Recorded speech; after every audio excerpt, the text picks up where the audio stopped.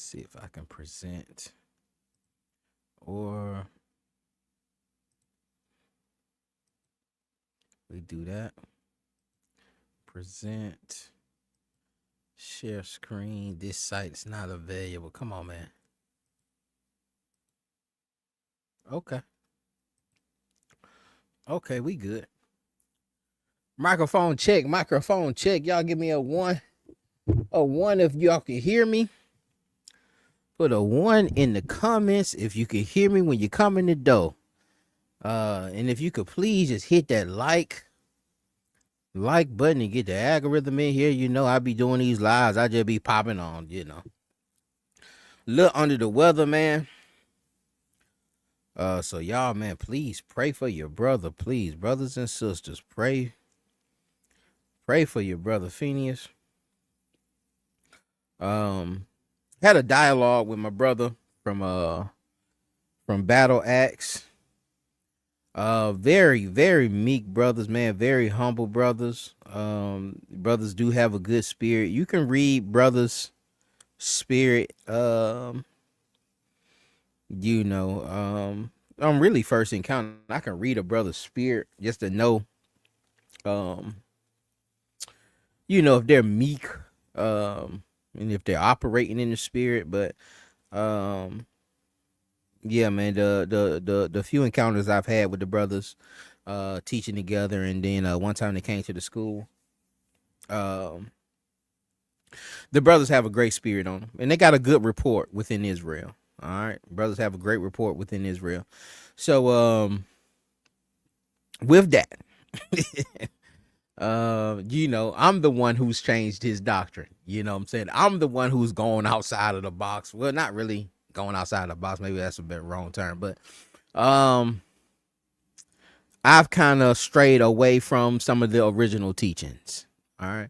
And brothers be wanting to know, man, what in the world is going on? Why is Brother Phinehas done went off like that? Why is how he done went off into all of this, you know, and brothers have questions. And, you know, usually I don't jump on panels like that. You know, I let brothers teach their lesson, or even when it's smoke, I don't jump on the panel. You know, I just observe. And I watch everybody. I watch a good chunk of everybody. I probably know a lot of other people's doctrine more than some of their members know the doctrine. Because some of our brothers and sisters just be in there going through the motions a lot of times. But I do watch everybody, for the most part. You know, I got everybody in my algorithm. I try to keep everybody in the algorithm. But this ended up being, they wanted to know pretty much, how did I get to the point of salvation for Gentiles? And we're gonna just go over the dialogue. I'm gonna let the dialogue play. We'll go through the dialogue, and I'll, you know, jump in when necessary. Hold on, let me go here and hit play. It started, and y'all go over there to Battle Axes, the Most High, Battle Axes of the Most High Dallas, and check them out. Hit the like button, hit the subscribe button. It started out at a minute 45, 46, where I came in there. Well, that was a minute 45 minutes left. So about the halfway point, a little over the halfway point of the video. Let me go ahead and let this thing play. Shalom. Shalom. Brother Phinehas, my brother. You know we got some friendly contention up in here, man. Yeah, let's do it. It ain't gotta get deep though, cause it's a lot. It's a lot to and it took some time for me to unpeel, but it's a lot. But yeah, let's y'all were, you know, I seen the, you know, I was watching the discussion, and some things kind of came out that made you think a little bit. And you know, I get it, you know. I had these discussions for hundreds of hours within the body, and then we merged into another body Yeah. and I had to do the 100 hours, 100+ hours all over again Yeah. with another body. But I would just, and I mean literal, like there's no exaggeration. Like 5 to 6 hours a day, I'm on the phone discussing doctrine. 5 to 6, maybe 5 to 8 hours a day, I'm on the phone discussing doctrine. All right, there's no exaggeration, and not just within my circle, but but other brothers from other organizations are within my circle. We may not be in the same organization, and brothers may not believe the way I believe on some things, but there's reverence enough to run things by me, and I run things by them. To see, what they thought about it. Just to do some checks and balances before I go out here and say it. And for those who are on the other side, who don't, who and I run it by them and they don't have nothing to say, it just builds my confidence in what I'm saying. You know what I'm saying? Say, hey man, I gotta look into that. Then I check back with them 3 weeks later. Hey, did you look into that, man? Did you do?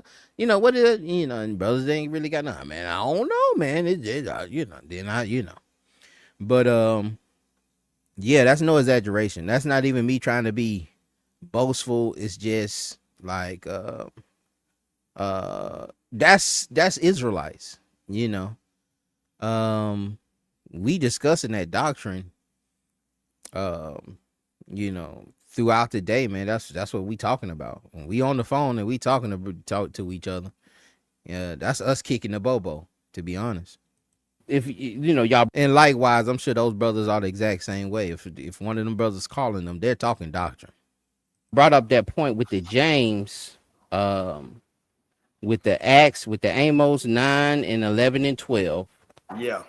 And then we seen James quoting that verse In the as book a of fulfillment of Cornelius. Uh-huh.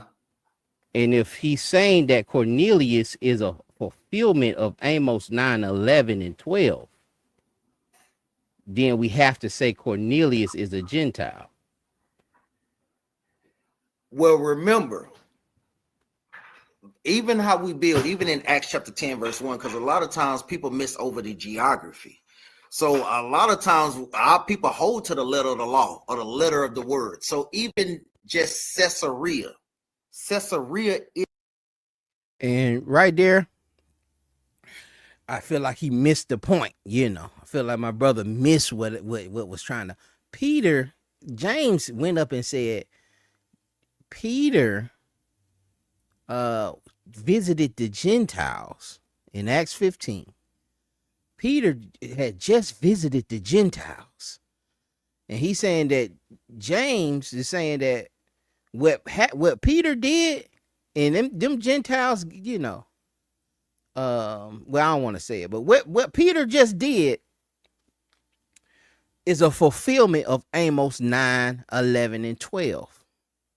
If Amos 9, 11, and 12, which says the heathen, which I call by my name, if that's talking about heathen, then James is saying Peter just dealt with a situation with heathen. You can't say it's nothing else. If he's quoting the Amos 9, 11, and 12. And this is why a lot of brothers will say that James pulled the wrong verse. That James got it wrong. Because that's the only way to get out of it. That's the only way to make Cornelius an Israelite.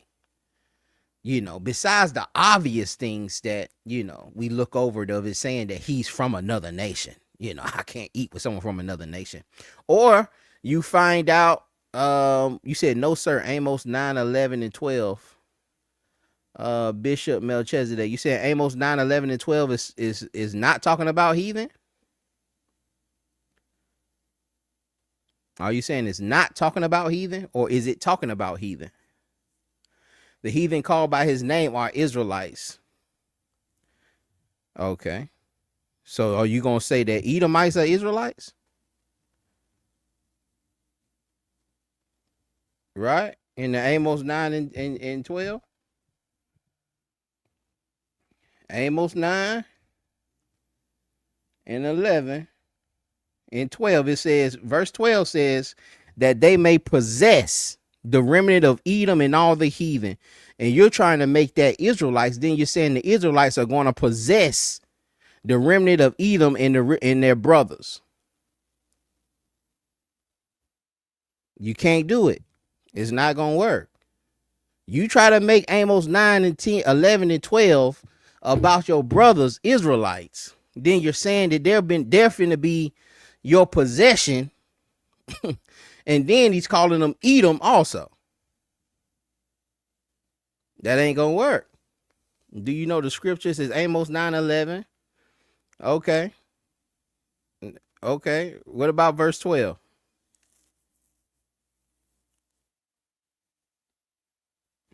It says what verse in Acts 15? Let me answer that for you.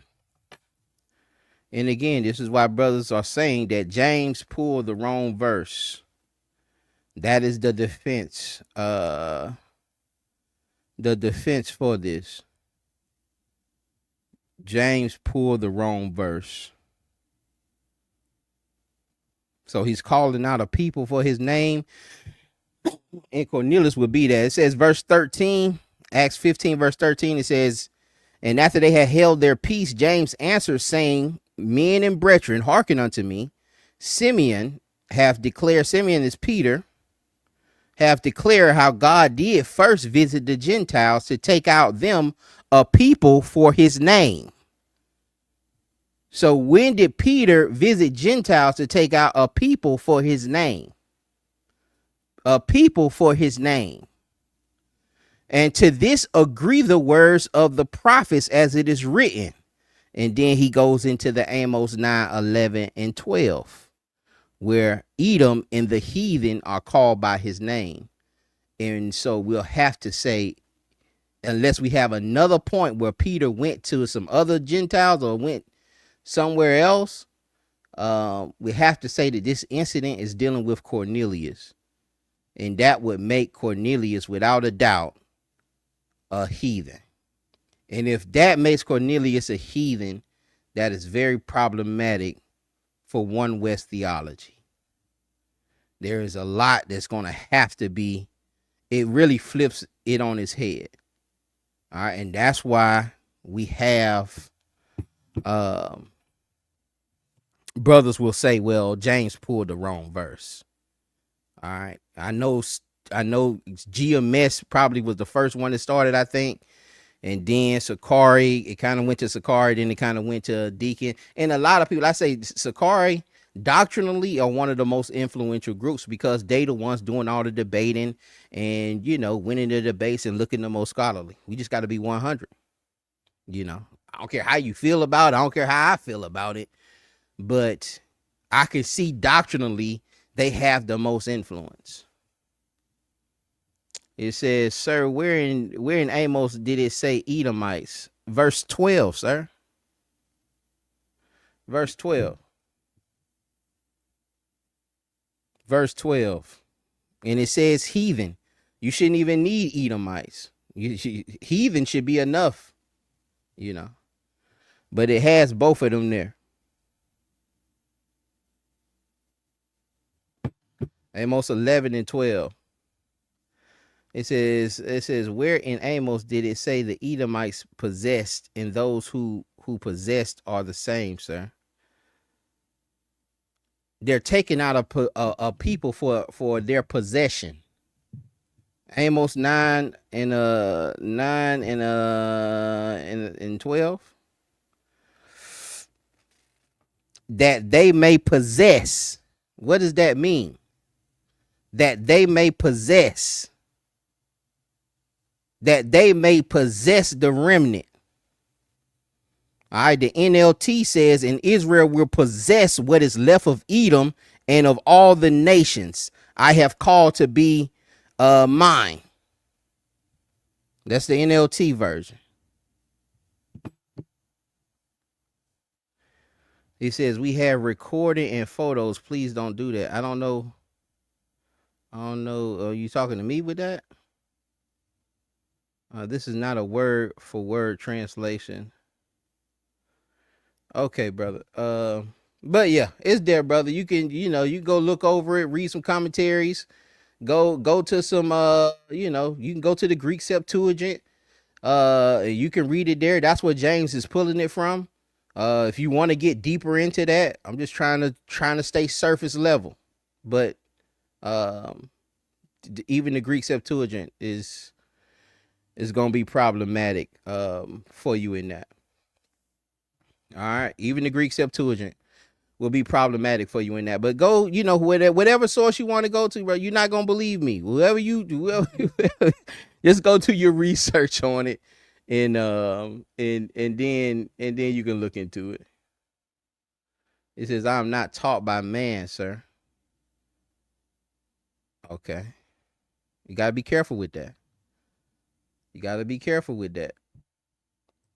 All right, we seen Peter, not Peter, but who was that with the Ethiopian eunuch? Let's deal with Acts 15. Are the Gentiles in Acts 15 non-Israelite Gentiles? Honestly, brother, there's no such thing as Israelite Gentiles. There's no such thing as that.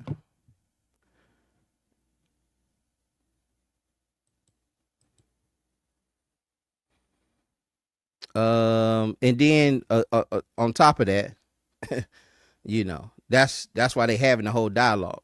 He's talking to Gentiles, telling them the whole Acts 15 is about a counsel about what he should do, what Paul should do with these Gentiles. Should he make them get circumcised or not? Do they have to get circumcised? They're having a counsel about that. Why would they have that counsel about Israelites? Israelites should be getting circumcised. You wouldn't have that counsel for Israelites, whether they should. And then the counsel comes out that, hey, you know what? No, they don't have to get circumcised. Y'all, you looking over so much to try to keep that doctrine. Verse 20 proves they are non-Israelite Gentiles. Verse 20 in Acts 15.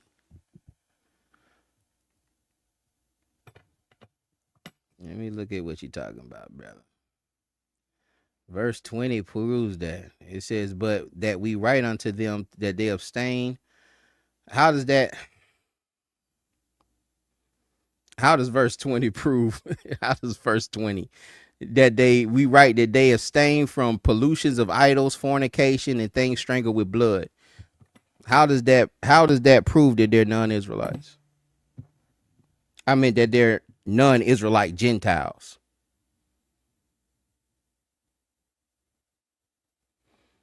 All right. These laws were given to Noah. That he shouldn't eat things strangled with blood. And he shouldn't have idols. Have something called the Noahide laws.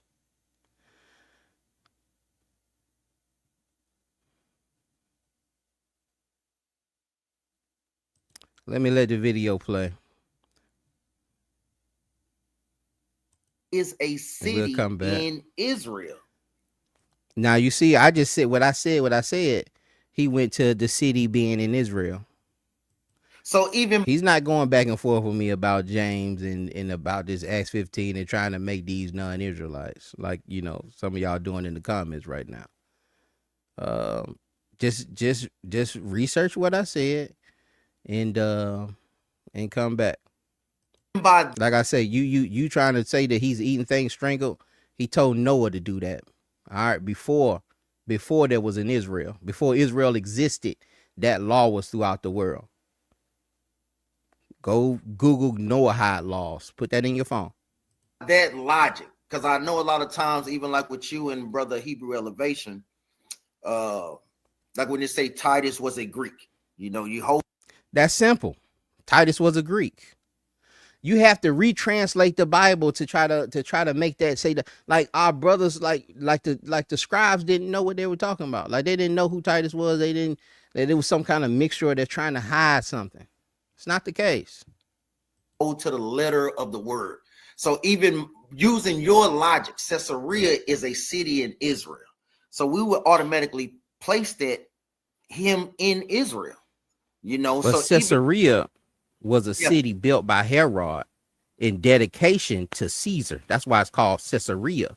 If you look up the history of that city was a city built to dedicate to Caesar.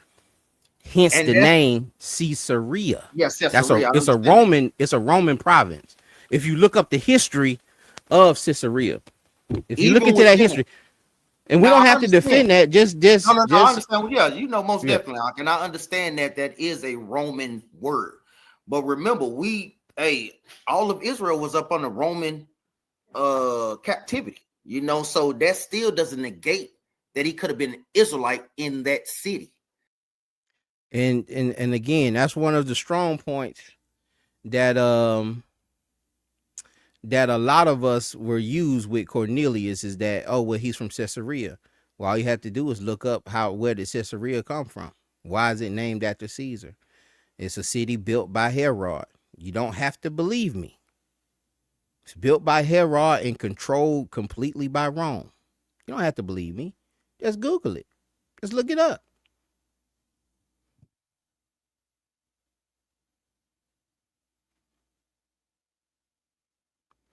He says, this is why I don't try to talk to brothers. Well, nostalgic sounds. Well, we can, do you have do you teach, brother? You got a channel that you teach on your channel, nostalgic? Be 100. Be 100 nostalgic. Be 100 with your brother. If I click on your channel, do you teach? Do you teach? Do you do lives and hold and do the Q&A?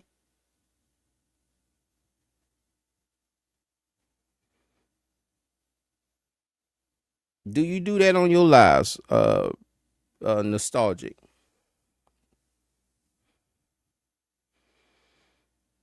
That's not what I asked you, nostalgic. I just asked you, do you do lives and do you teach?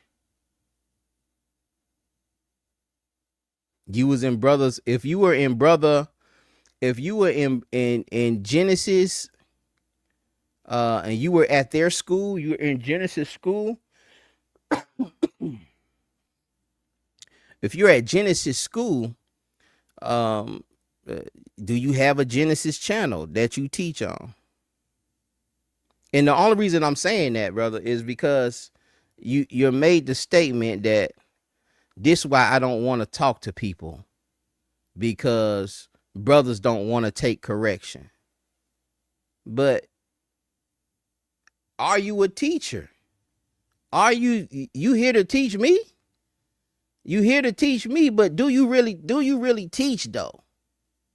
And if you teach, then let's have a bill. Let me just send you the link and we can have a bill. But if you don't teach and you just want to be combative, or you just don't want to sit here. I'm actually going through a video with a captain of an organization.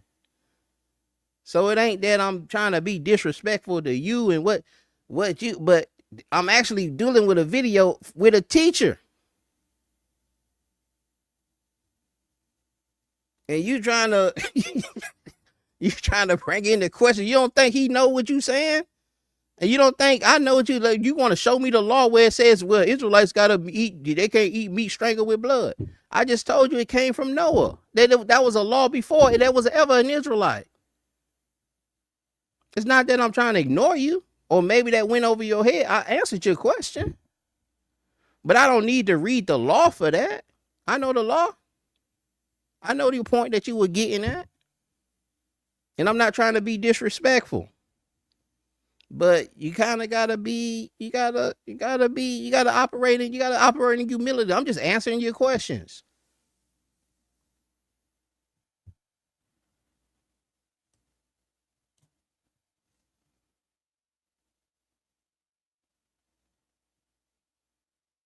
That's not an appeal to authority. That's not an appeal to authority. I'm just being 100 with you, brother. Like, I don't want to go down. I don't want to go down the road that I'm already on. This video is about this. We're watching a video about, and this brother is a teacher of what you believe. He don't believe no Israelites. He believes Gentile Israelites and all of that. He like we going over a video with a brother that believes the way you believe. Just let it play out.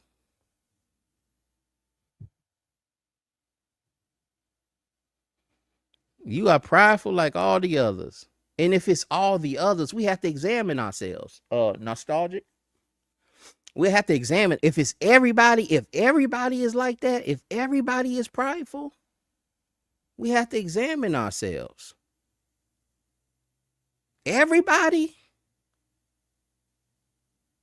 that brother prideful, the Captain Benaniyah is Priest Akaf prideful. You was in this school.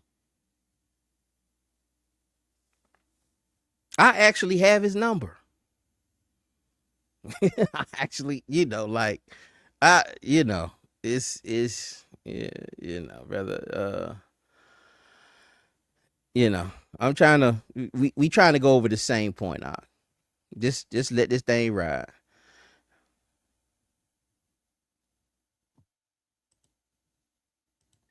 Well, I'm And just saying that's just to your point of yeah, exactly. that city was in Israel, but that Yeah. city was built by Herod, and Herod dedicated that city. He built the temple, he revised the temple for us, and he gave Caesarea to the Caesar. Yes, and even within that, you still had Israelites dwelling in those cities, even like You the could have that. You That's could right. after I can't, And that, it's yeah. possible. So But with even within James that, saying that, with no, James I saying understand what you're saying. You're just throwing it out there. But the right, main right, point with that we're James saying, saying that yeah, I understand now. Cornelius fulfilled that. Yeah. And with all the other stuff that's going on that we have to defend in there with, So I'm not supposed to be with another nation, etc. even when we go to the scriptures like Amos chapter 9, I mean, it's saying it plain upon tables. So this is the book of Amos, and we got to talk about that stranger breakdown. We got to talk about that. This is the Oh, book of babe, let's Amos. do it, man. Let's do it. We This is can the book talk of about it. Amos chapter 9 and verse 11, real quick from the top. So we know through the scriptures that salvation was only. So what I really don't know, and I'm glad he got you on there. What do you believe? Do you believe that the Gentiles can have equal salvation with the Israelites and everlasting life? Just give me your belief. It's my eschatological view is very is like I say, Complex. yeah, it's no, Israel is definitely promised a kingdom. Okay. Okay. They're definitely promised a kingdom where they'll be in rulership, but that's the millennial reign of Christ for me. So That Christ is only, doesn't, huh? no, so Christ is only gonna rule 1,000 years, or For you the just millennial reign, yeah.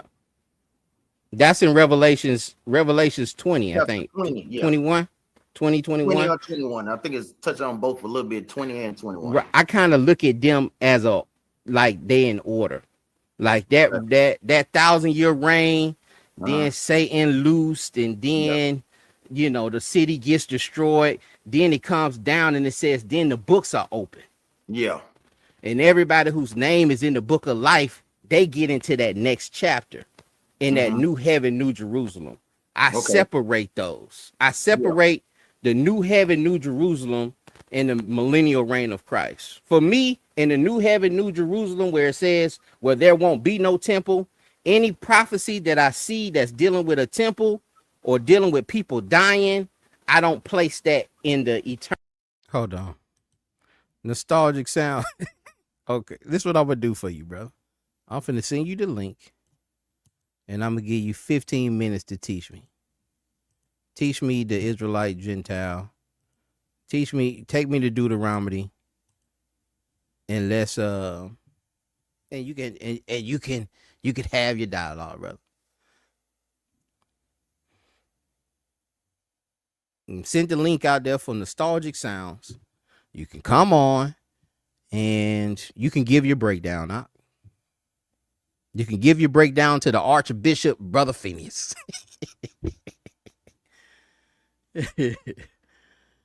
Oh man, we go give it, just give it some time, give a few minutes to get out here. and give the breakdown of why Acts 15 verse 20 means that these people are Israelites.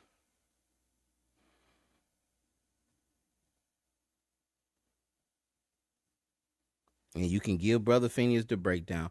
Not hard to get in contact with, brother. Not, this ain't never had. We always been one of the smallest camps.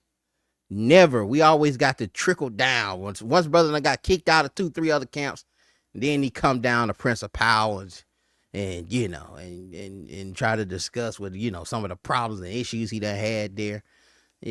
We always been small. Really didn't want to be a camp. If you go to my very first video on this channel, it'll show you the vision that we had. And really that was an issue with leadership. Nobody really wanted to be a leader. Nobody wanted to take accountability. And the only reason I end up in the situation is because once I did a little rebuking, brother said that I was and called me a demon and devil and all of this stuff. But brothers end up apologizing and seeing things a little different. Shalom family, shalom family. Nostalgic sounds, man. Come on now. Cause you saying brothers is prideful and they won't hear nobody out. You got your chance. You got your chance. Like this thing wide open for you, brother. Pause on that. But yeah, man. Well, let me go ahead and get back to the video. If he pulls up, he pulls up. But we don't want to. I don't want you to think that brothers ain't doing a breakdown, and trying to hear you out, or brothers can't be taught. But if I'm in the middle of something, if I'm in a video, in the middle of a class, in a dialogue with somebody who runs a camp that has your viewpoint, we having a dialogue. And so it's not even here to tell you whether right or wrong. I'm just giving, the dialogue that I'm having with this brother. And we have 2 different viewpoints. We got DC. Can you hear me? Yep, shalom, brother. This is Nostalgic Sounds. Yes, sir. Okay, brother. So what is the verse that you wanted? You wanted to go into Deuteronomy and give your breakdown to why this is Acts 15:20 is proving that these are Israelites. So, first, I'm not here to teach you. I'm here to learn. You know what I mean?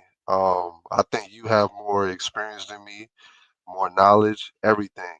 But from what I was taught, the Gentiles in Acts 15 are Gentiles. And I don't want you to you can just play the whole 3 hours out. This is your channel. But if you have, You saying that the Gentiles in Acts 15 are Gentiles? That's what I was taught. And then I want to present you my evidence, and I want you to try to smack it down so I can replace what I have, or what you say, mean they're that brother. Gentiles? Like, non-Israelite. Israelite Gentiles. That's what I'm. Okay, you mean okay? That's it. Let's get that again. Let's get that right. My Okay. bad. Sorry. No, you But good. yeah, I'm here to learn. I just want you to either smack it down, or maybe I'm like, well, this brother is Okay, present. You can present. You go ahead and present your position. But I presented it, and you said, like, man, I already heard this before. You know what I mean? saying, So, well, was I right about you saying that you going to the law where you're not supposed to eat meat strangled? exactly. Non-Israelites can eat it, but Israelites can't eat it. So that means that if they're saying they're not supposed to eat it, then how can these be non-Israelites when in the law, I don't care if it's James or anybody, the law is above all of that. If they're Now where did you get that from? that's just my opinion. That's okay. As long as we can agree that that's just speculation. You just put that on there. But they're operating in the Holy Spirit and they're making a decision on something. Right? Right. So but they whether we disagreed. saying, Yeah, go ahead, go ahead. Sorry. whether we saying they're Gentiles or Israelites, well, Hmm. you're saying they're Israelites, right? Right. Okay, you saying they're Israelites. There Yeah. still would be breaking the law, telling Israelites that they don't have to be circumcised. Uh, And according to your where's that at? methodology that you just gave me, that we agreed with speculation, they can't do that. Right. I agree with that. Okay, okay. So So you're saying they said that Israelites don't have to be circumcised that's what the whole council is about. in Acts 15, that they The don't whole have to council be. is about a group of people. We ain't decided on if they Israelites or not. Okay. It's a group of people Paul dealing with, and he's going to see if they need to be circumcised or not. Right. These people are, in my opinion, scattered. They're not in Israel, right? No, they're not. They're not in Israel. They outside of Jerusalem. They're outside Right. of Judea. So my position is they are Israelites who lost their heritage in the like the diaspora, the dispersed. Okay. Now let me show you my kickback from that. Okay. If we're saying that they are dispersed and they lost their heritage, everywhere Paul's going, there is something called the synagogue. And he's going inside of the synagogues in all of these different areas that's outside of Judea. Um, and if we have synagogues, where are we? Why are we saying um, that they lost their heritage or that they didn't know who they were? I don't believe you said everywhere they go, there's a synagogue already there. There were synagogues all over the Roman province. Synagogue in Alexandria, Egypt. Um, there were millions of Jews. That's why you have something called the Greek Septuagint. The reason you have the Septuagint is to give the Torah to those people outside of Judea who Hmm. speak Greek, because that was the lingua franca, so that they can have the Torah in the language that they speak the most. Right, but That's I don't. Yeah, sorry. that's why the Greek Septuagint was written for that purpose. I think those two things are not mutually exclusive. I think they can both be true, meaning there can be synagogues all over the place, Mm-hmm. like you just proved. I believe that, and Right. also people can be in those same places, can be Israelites who don't know that they're Israelites. Do you Got you. believe that? Let me throw because that did let me throw another one at you. Okay. In Acts chapter 2, we have Jews coming from where? Uh, Elam, it's all over. All over. Yeah, it They coming listed from it. all over. They live all over the place. Right, But for the three feasts, they come in. They don't live in Judea. It ain't, the money ain't in Judea. The trade ain't in Judea. They live right, outside of Judea. Paul was born in Tarsus, from Tarshish, and he was taught. His teacher, it wasn't in Judea. The Sanhedrin. You have to look into those things. But the fact that we have Jews coming from all over these places where Paul is going to, is evidence that uh, Jews were there. I don't know how we would say, especially after the Feast of Dedication and the Maccabees and us having a kingdom, that we've lost our inheritance. We lost our heritage at this particular point. right. So you just basically said the same thing. You said there are synagogues, and then you said there are people that came from those places. I already agreed with that point. But my next point was that these two things are not mutually exclusive, meaning they both can be true at the same time.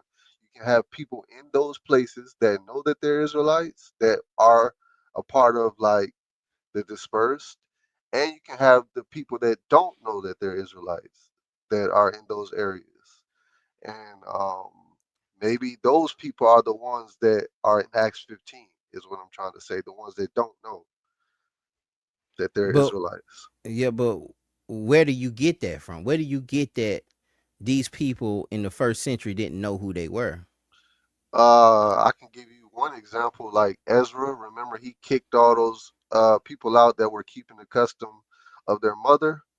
What about their children? You think they remembered who they were? But they didn't really kick them. They didn't really kick them out. And then that'll be fifth, sixth century. Right, There's but a lot look at that all went the on before that. generations. Oh, sorry. Go ahead. There's a lot that happened before that, but we didn't really do what we were supposed to do with that.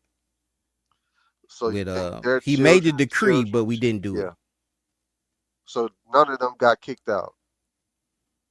Well, it's possibly that they did, but that would be me speculating. And Okay, that's why I so would go to something where something more, more closer to that time, like the Maccabees, where yeah, um where we see us reestablishing law. We see us reestablishing our culture. Even I think it's First Maccabees 2:48, where you'll see Mattathias going and he's recircumcising all the kids within those 3 years that we couldn't get circumcised and we couldn't keep Sabbath. He went, everybody that was born during that time, 3 and under, 4 and under, he went and got those, he went and circumcised those people. Now, did he circumcise every single one? That's only speculation. The text just says that he went and circumcised all that he can find. right. So what you're saying is a fact, but you have to also be logical and say not everybody is going to remember who they are, right? But that's speculation.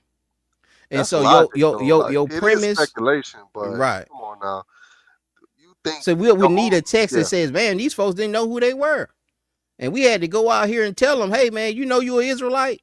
That's not in the text. Paul is not going Okay. to know these Gentiles. Hey, man, you're an Israelite, right?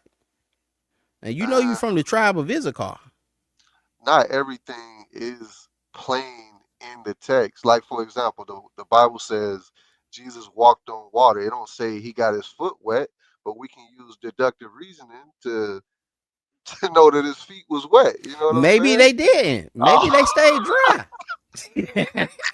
That's just, we can speculate. Like, yeah, I mean, logically his we foot's supposed to get wet, but right, he's doing something illogical. So right. maybe his feet didn't get wet. We don't know. It's possible, but But I'm we can't build assuming a doctrine on it. We can't go around and be like, yeah, Jesus walked on water, but his feet were wet. We can't go and just build a doctrine on the fact that his feet were wet right. because That might have been of a the. bad example, but I'm just saying deductive reasoning. We have to use deductive reasoning because we don't have every detail about everything.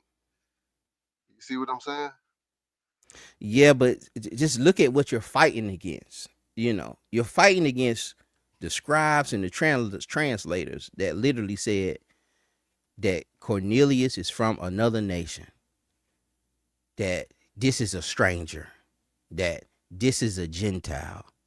And then you're already going against you're already being illogical. Like you're going against what's the obvious out the gate when you're saying that, hey, a Gentile isn't a Gentile. Okay, And so you'll need yeah. a good amount of information to go against. Like if it's 2 + 2 is 4, you saying it's who was that brother? Terrence Howard. Um and he was trying to reconfigure how we do math.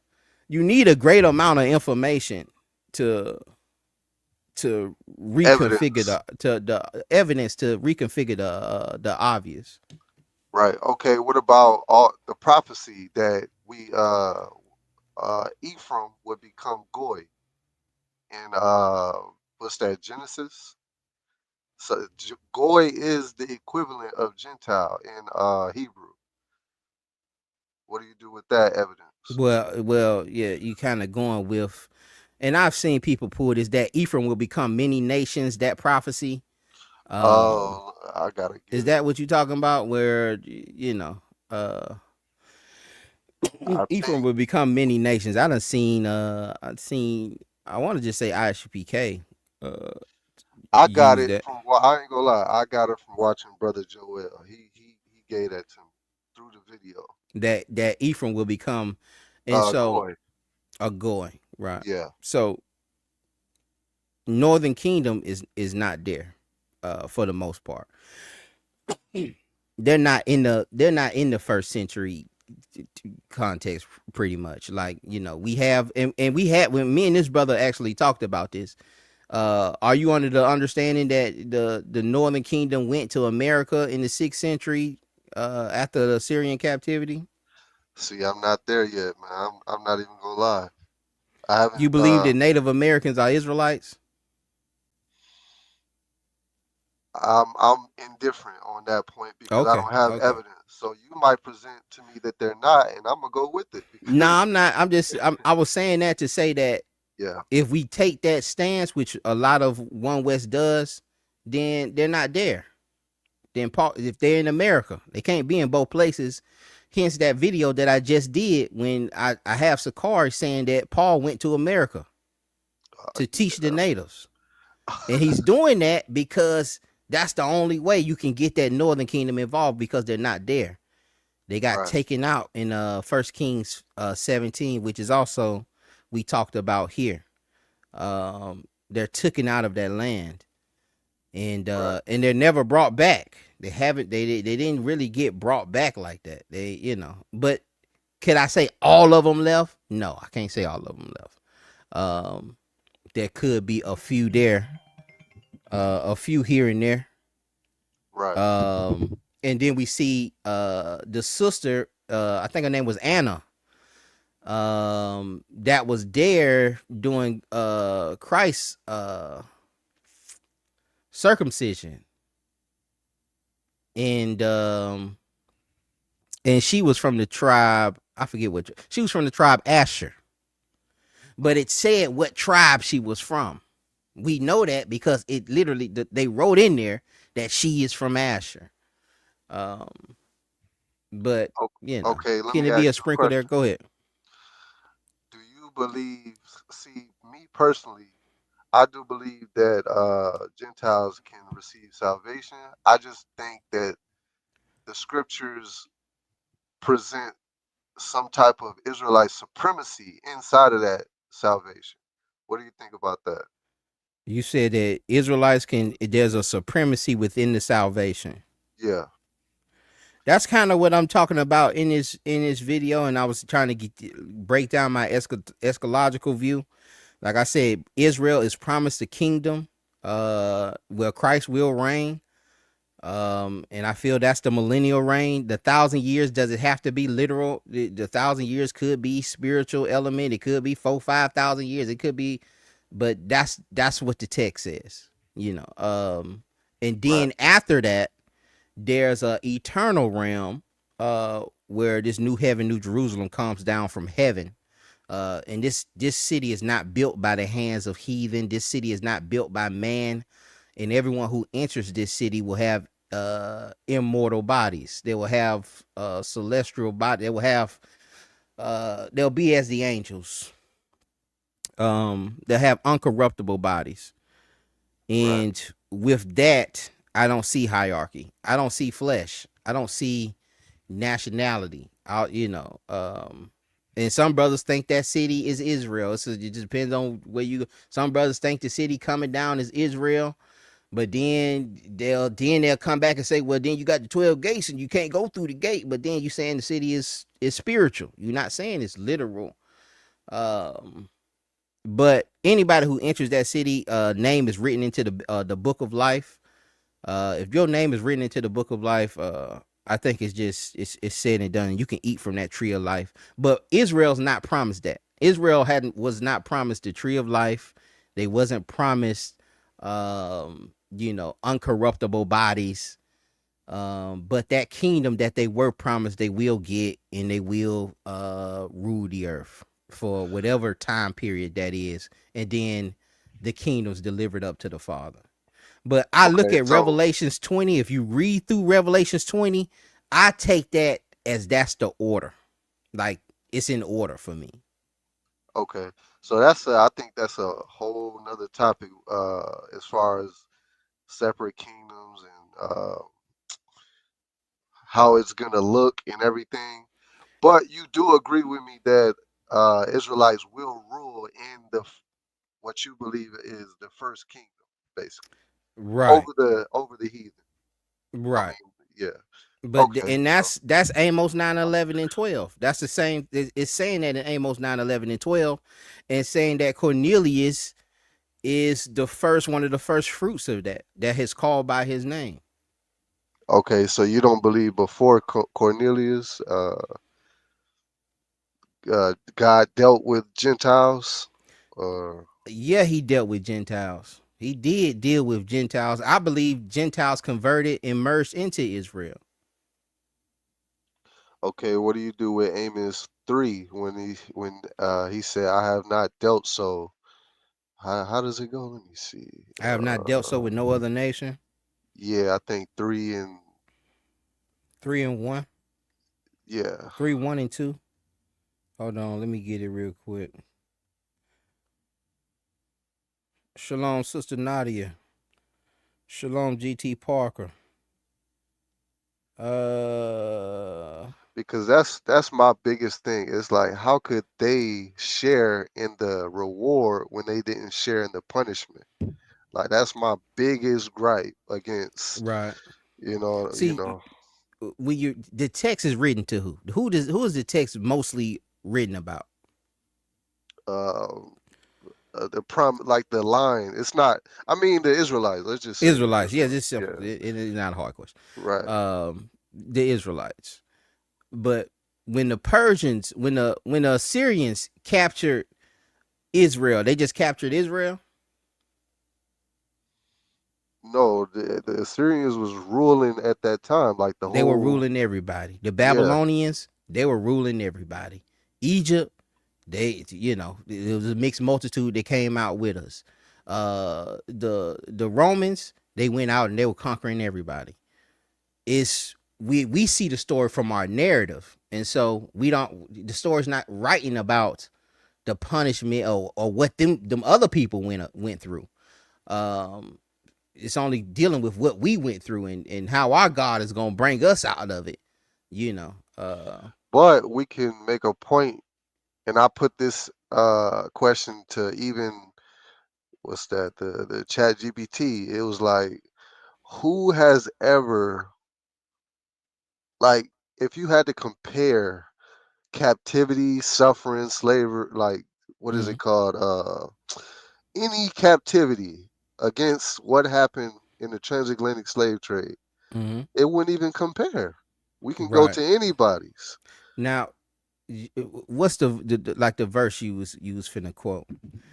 Um, Uh, he said, "You only have I known," that verse 2. You only yeah, have I known of all the families of the earth. yep, Therefore, I will punish you for all your iniquities. right, You were closer to God than anybody else. Nobody has hurt God more than Israel. You are his right. first love. Nobody has done to God what Israel has done to the Most High. Nobody has made him a jealous God like Israel made him a jealous God. We lucky we not taken out this thing. We lucky he still has mercy that we can still get through this thing. Right. But that's So the answer. We have to look at it like that. We like, man, they did us. Look what they did, and ultimately, like that's our judgment. They didn't do nothing that the Lord didn't let them do. Like they his sword. As soon as right. we got in the land, he told us to get rid of all these folk. We left them in there. He said, "Oh, I'm gonna leave them in there and let them be a snare unto you. Let them be a trap unto you, because you don't want to get them out of there. You don't want to destroy them, like I told you." So you And so interpret that verse, I mean, the only, as not literal in that verse. Like, it's not literally like only, I only know you. It's like the word all. All doesn't mean all when, some of it is let's say hyperbolic language, exaggerated speech, okay, in the redemption part and in the punishment part. It's almost, I use a reference, I'm gonna beat you to the white meat. right, You tell your child, man, I'll bust your head to the white meat. right, That's kind of like exaggerated. He's just, it's poetic speech. like the Isaiah 3, like in 4:1, where it talks about the women. It's gonna be so few men that the women gonna have a stench and they're gonna be bald headed, and it's gonna be so few men that they're gonna be trying to cleave to one man and say, I just, it's exaggerated. He's just telling you, man, I'm finna really put it on you jokers, man, Right. for y'all disobedience. So just like he says, you have kindled an anger in me that will burn forever. His anger don't burn forever for Israel. um he's still merciful and and gracious to us. Okay, I um can agree with that. I appreciate that breakdown. But what do you do with Obadiah, like his prophecy in 1:18 with the Edomites? right, well, Obadiah is supposed to go out to the who. He's supposed to go out and give that prophecy.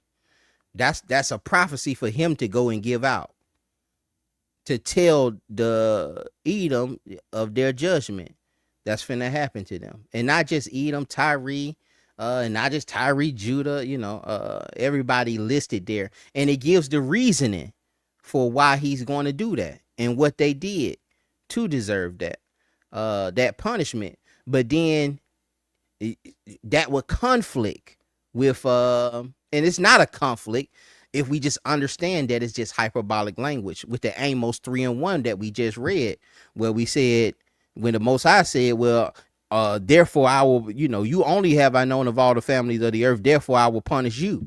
Like, well, why he punishing the other nations if they can't sin it? They ain't got the, why they getting punished?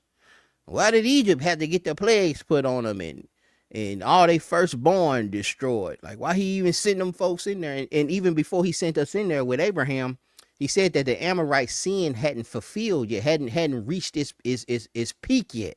But I'm finna punish them for what they did. In the Sodom and Gomorrah and the whole old earth flooding, we've seen a lot of punishment with these, and Nineveh, Jonah, initially they repented, but he still destroyed Nineveh. We see the judgments of these other nations, but we don't know what they look like. We don't, Nineveh got destroyed, but we don't know what that looks like. And ultimately, first century, we had the, first century BC, 160, 150. We had we destroyed the Edomites and converted them. Right. So when it says, "And there shall not be any remaining of the house of Esau," you interpret that as being not literal, like basically Right. hyperbolic, I how you just interpret said. that as hyperbolic language, exaguage speech. Okay. There was, because I you mean, I have a don't know text if I that agree says with that, there's never but a end to all nations. right. Or the everlasting mountain. I get that, but uh, this one might be literal. I don't know. It could be how you could be right. It might be hyperbolic. What's your evidence? Okay, how do you determine what's literal and what's hyperbolic? What's your methodology on that?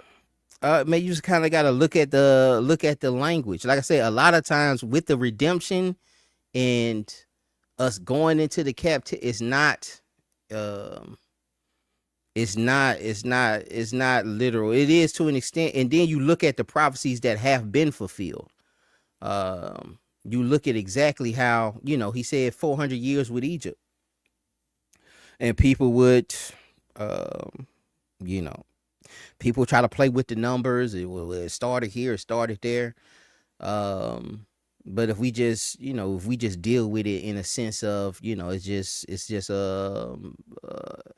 maybe a little exaggerated speech, or maybe the numbers is, sometimes, because the 70 years was 70 years in other occasions. But that's the methodology for me, is looking at the prophecies that were fulfilled, um, and then seeing how literal those prophecies being fulfilled were. Another example of that is Hosea 11, and 1. And I was just dealing with a brother on this. Hosea 11 and 1. It says, when Israel was called, when Israel was a child, then I loved him and called my son out of Egypt. Right? Right. Matthew 2, if we go to Matthew 2:25, He applies that to Jesus. he applies that to Christ. Is that exact? But when he said he was gonna ride on a donkey, he literally rode on a donkey. It's just Right. you kind of gotta we gotta do the work. It's gonna take a lot of work. We need to run down all the prophecies and develop a methodology and look at each of the how these things look that were fulfilled, and because writers are different. Isaiah has a different pen than Ezra. You see what I'm saying? So And I think uh that's one of the biggest reasons why there are so many splits, because I nah, could take this literal, you could take it as hyperbolic. splits are I because of mean, sin. uh and I think interpretation as well. You have some sincere people out there, like, that really want to get to the bottom of it. Like, for me, I'm coming from atheism. I have biases, like, as a human, but I don't care what's right. If this exists, okay, that exists. If it don't, it don't. Like, what does that change? Like, I don't.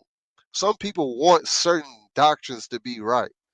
Me, I don't care which one is right. Whichever, if white people can be saved, so be it. If they can't, so be it. I'm indifferent Well, based on we just gotta focus on us and trying to keep our name written in that book. That's what right. the main focus needs to be. We need to focus on, cleaning the inside of the cup and make sure our name is written in the book. We don't Right. have a lot of time to, and one of the reasons I spend so much time on it is because um it's a great stumbling block. If you are wrong, it's problematic. Because you're what's that? First Thessalonians. Let me pull this verse for you. First Thessalonians 2:16. It says, I start at 15. It says, who both killed Lord Jesus and their own prophets and have persecuted us, and they please not God and are contrary to all men. This is Paul speaking about us. We killed the prophets, we killed Christ, and we are persecuting the Jews at that time. Are persecuting Paul and the people that he's going out teaching, whether we saying they Jews or whether we saying they Gentiles. And they're contrary to all men, verse 16, forbidding us to speak to the Gentiles, that they might be saved, to fill up their sins always. For the wrath is come upon them to the uttermost. They're saying they're laying up more and more sins, forbidding Paul to his ministry to the Gentiles. I read in the NLT for you because it is a little tricky there in that KJV. It says, as they try to keep us from preaching the good news of salvation to the Gentiles, by doing this, they continue to pile up their sins. But the anger of God is caught up with them at the last. Even at that particular point, Paul had to get donations from those heathen. All right, and he gave them a reason too for the donations, why he had to collect these donations, and why you should bless Israel, because without them you wouldn't even made it in here. All right, that you only came in here because of their unbelief. So they don't bless you in the spiritual things. The least you can do is go down there and give them some do a collection and go help them while they're in this famine that they're dealing with. And he's saying even at that point that the Most High is putting a wrath on us for forbidding us to teach the Gentiles the gospel. Um, Right. and whoever we saying it is, we just got to be careful because there are repercussions for that. Right. Okay. I mean, I appreciate the answering my questions, and I apologize for being a little bit crazy in the chat. You know what I mean? But I'm a supporter. You said I sent you your first donation, so hey, I'm All supporting. praises, all praises, I'm all supporting praises. all my brothers, but hey, I Right. feel like some of them just be too prideful. But hey, you sent out the link and you answered all my questions to the best of your ability. Now, I might not agree with everything, but hey, you know Right. more than me, so hey, It I'm ain't, just that ain't, that may not be the case, but just sit on it and look at it. That's how it was for me. It didn't, I had 100 people tell me before this. Had right. plenty of people come, and that's one of the things that it's hard to sleep sometimes, because I see all the times that the Most High sent people to um to give me this information, and it's like, dang, man, I cut them folks. I thought I was cutting them up and confounding them, and it made for a good video. And man, we came home, we came back to the school, and we were celebrating. And man, we were dead. We were dead wrong. Damn. Man, we were dead wrong, man. And so but that's one of the it's kind of a gift and a curse, you know what I'm saying? But that's some of the walk that, and even we see that a little bit in Paul too, where he was confounding certain believers, and then he has that issue of, dang man, look what I did, man. I'm you know yeah, I'm the worst of sinners. I was sitting up here persecuting these folk, killing them, stoning them, then watching them get stoned, going and getting legislation so I can kill them, and I was dead wrong. Right. But man, I don't want to hold you too long. I appreciate the help and shalom, brother. All right, shalom, my man. I appreciate you. All I appreciate you. right, y'all. Let's get back to this thing. It's kind of going down the line, um, with the same thing that we were just talking about and discussing. Eternal kingdom. Okay. I only place it in the millennial reign. Um. So yeah, in eternal life, celestial bodies, immortality, the Uh-huh. tree of life, I place all that in the eternal kingdom. I don't Okay. place it in In the the millennial kingdom. millennial reign. So what I'm saying here is that where we see in Revelation 21, the eternal kingdom that comes down, it doesn't have no temple. So anything dealing with a temple and dealing with sacrifices and teaching people, I ain't putting that in the eternal kingdom, because it said there ain't no temple. There ain't no temple there. All right. So that's just some of the things I look at, and then all the end time prophecies we'll have to see. Well, is that going to fit in the millennial reign, or is that going to fit in the eternal kingdom? I also tell y'all this, is that I don't believe everyone resurrects for the millennial reign. Um, if it happens today, then we'll be part of that. Y'all willing, we'll be part of that rulership. But if it happens 100 years from now and Brother Phinehas is gone and he's not one of the elect, I believe the elect will return with Christ. But if he's not one of the elect, he will not wake up to see that millennial reign. um Israel will see it, but not everybody throughout history and everybody resurrecting to see that millennial reign. You'll wake up to those books being open, and you facing judgment to whether you gonna go into that eternal kingdom. That's my eschatological view. And I'm not, I'm just giving you my methodology to it. It ain't just, just sealed and barred and that's just it. You know what I'm saying? It's a lot to eschatology, whether you pre-trib, mid-trib, post-trib, the two witnesses, the second woe, first woe, the seals, the trumpets. There's timelines for all of these things. It's not something simple. We want to run directly to that, but it takes a lot, man. We don't realize how much it takes to break these things down. And it's been going on over 2,000 years. Right. Okay. So Okay. I believe there will be captivity, there will be servitude Okay. for the other nations during the millennial reign. Yeah, your camera look blurry. I can keep Yeah, blurry. it's gonna blur in and out. Okay. We just gonna have to we gotta just Yeah, try yeah, to you all deal right. with it. Go ahead. I try. That's why I'm holding my hand up, trying to get No, it I to see. focus. But it'll come back in. But and then my eschatology, I kind of pull from that because I see it says in that Revelation 21 where it says the new Jerusalem, where you quote in the no gates and so forth, where the 12 gates and Yeah. so forth, and how that city is built up and how that city comes down, because Christ rules until he makes his enemies his footstool, and then he delivers that kingdom up to the Father, and then the new heaven, new Jerusalem comes down. But I believe anybody that enters into that next chapter after those books are open, Can make it. um, yeah, into eternal salvation.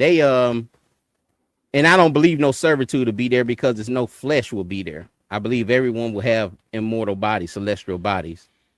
So you say that the Gentiles will get the same benefits that the Israelites will in the eternal kingdom? Yeah, I don't even, I wouldn't even call nationalities where there's no flesh. But we have to say that because I mean the scriptures literally says New Jerusalem.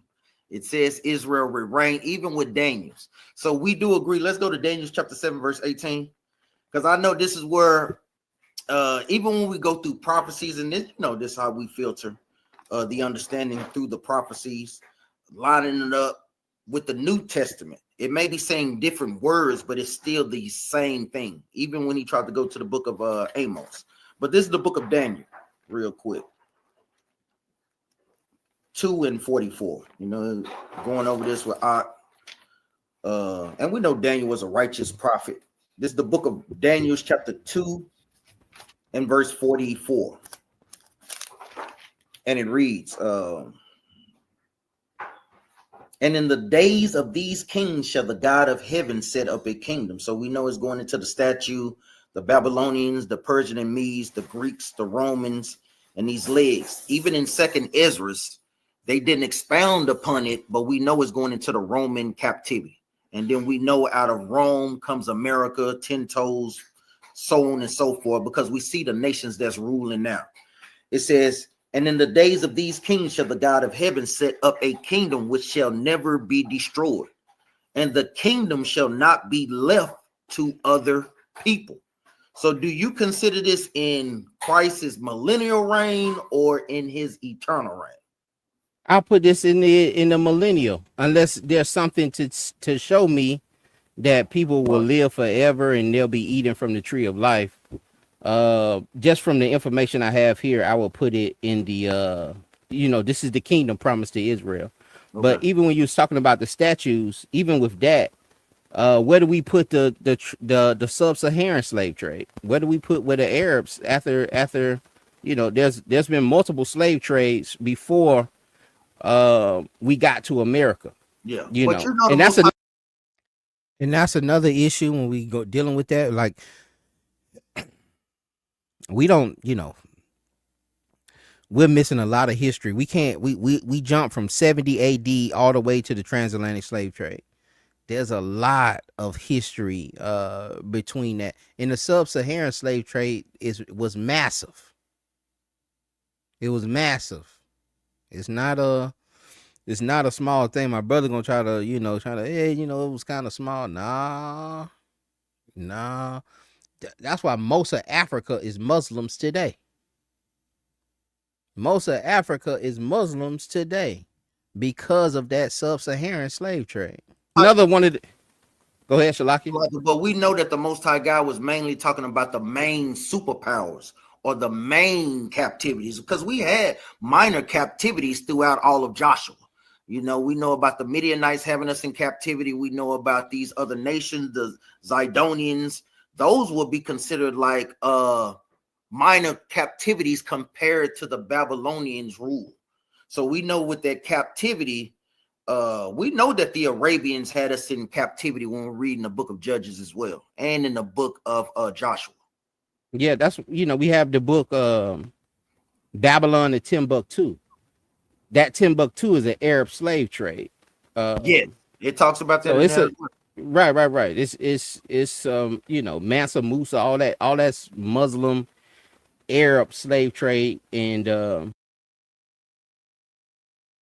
Mansa Musa, who, you know, we learn was the richest, you know, man of color to ever exist. That money came from slavery. That money came from him selling slaves. All that gold that he had. And don't take Brother Phoenix' word for it. Look it up. And that's another one of the issues, is us filling that gap from 70 AD to, you know, you still have Babylon the Timbuktu is fiction. It has its issues. But I used it. I used it. Well, it has its issues, but I used it because I know that's what we use. We I know we feel that it has some authority, and it's written by a black man, and so we kind of glean from it. But it definitely does have certain issues with the Babylon and Timbuktu. But you know, we do, that's within the precept packet book. That's the introduction. You got to get the Babylon and Timbuktu. You got to get the Arthur Kesley, the 13th tribe. You got to get you a Strong's Concordance, Apocrypher. There's a few other books there too, though. It's a couple of other books too. But yeah, I just use that because I know he's familiar with that, and does reference that. Everybody has that book within their book bag when they out there at camp. Having about 1500s, and another issue is, and I don't know how y'all brothers will feel about it now, about the Northern Kingdom being in America. You know, after the Syrian captivity, 600-700 BC. And then we if we do believe that, then we can't go with the route that Paul is speaking to Northern Kingdom, Well, you know, in the well, first century. remember, yes, we can, because we still had small remnants. Even when we were reading the book of First Chronicles, there was a small remnant that came back to celebrate Passover with Hezekiah. But even in the New Testament, we have Anna, the prophetess, that was from the tribe of Asher. So we see small remnants. We not saying, And you know, that she was a prophet. You know, Anna was a prophet. She knew who Christ was. She knew that he was the Son of God. She wasn't just no, you know. And we got to look at that when we talking about, you know, Israel in the Northern Kingdom. He ain't using them, but she was a prophetess. She was a prophet, and the Most High using her to pretty much announce that this is the Son of God. And I've been here waiting for this moment. saying as a majority, but we just can't flat out say that the northern tribe is not the Gentiles when we see Anna from the tribe of Asher, the prophetess. And I know we kind of differ on this with the Samaritan woman. You think that she was actual Gentile? Right. When she said that our father Jacob? Right, because they were taught, you know, when the Assyrians pulled them up out of there and then put in Gentile, put in heathens, those heathens been there for 500 years, 500, 600 years, and they were given Levitical priests there in 2 Kings 17. It's 1 Kings 17? 1 Kings. 1 Kings 17. Where they gave them a Levitical priest, and for them lions to stop eating them. Yeah. And that Levitical priest taught them, taught them Torah and ways. Right, but they also kept their own ways. And when we came, once the Southern Kingdom came out of Babylon, and I forget where it's at in Ezra, we were going back to Ezra rebuild 4. the temple, and the people that were coming up to try to help us, we deemed our enemies to have nothing to do with the temple because they were heathens, because they were, but they were taught our ways. But there's a great beef. Even when the sister says, well, we used to worship here on Mount Gerizim, That's right. She point at a temple that the southern kingdom, the Maccabees, destroyed. John Hyrcanus destroyed that temple up there and conquered the Samaritans. And this is why we have the beef. I just did like a lesson over those 150 years between the Apocrypha and the Yeah, Gospels. 150, 160 years. But even Right, in it, we right. still have clues. So you mean to tell me after Christ said that he's not sent but unto the lost sheep of the house of Israel, he Mm-hmm. still offered this lady salvation? Let's just read it. He said, "I'm not sent to the lost sheep of the house of Israel." Uh-huh. Well, So, well, well, well, well. Let's look at the other one. uh-huh. Don't When go the only. Don't Syrophoenician, go to the Samaritans. yeah, we go to the Syrophoenician. That means she just No, no, I stayed. said don't. It said I'm saying Christ said don't go to the Samaritans. Don't go to the Gentile, Uh-huh. but only go to the what? To the lost To sheep the of the house of to the Israel. lost sheep. He told. Now you see my point with showing him that is that he was trying to make the point of, well, Christ said only go to the lost sheep. I'm only sent for the lost sheep. And he wants to say that the Samaritan woman is a lost sheep.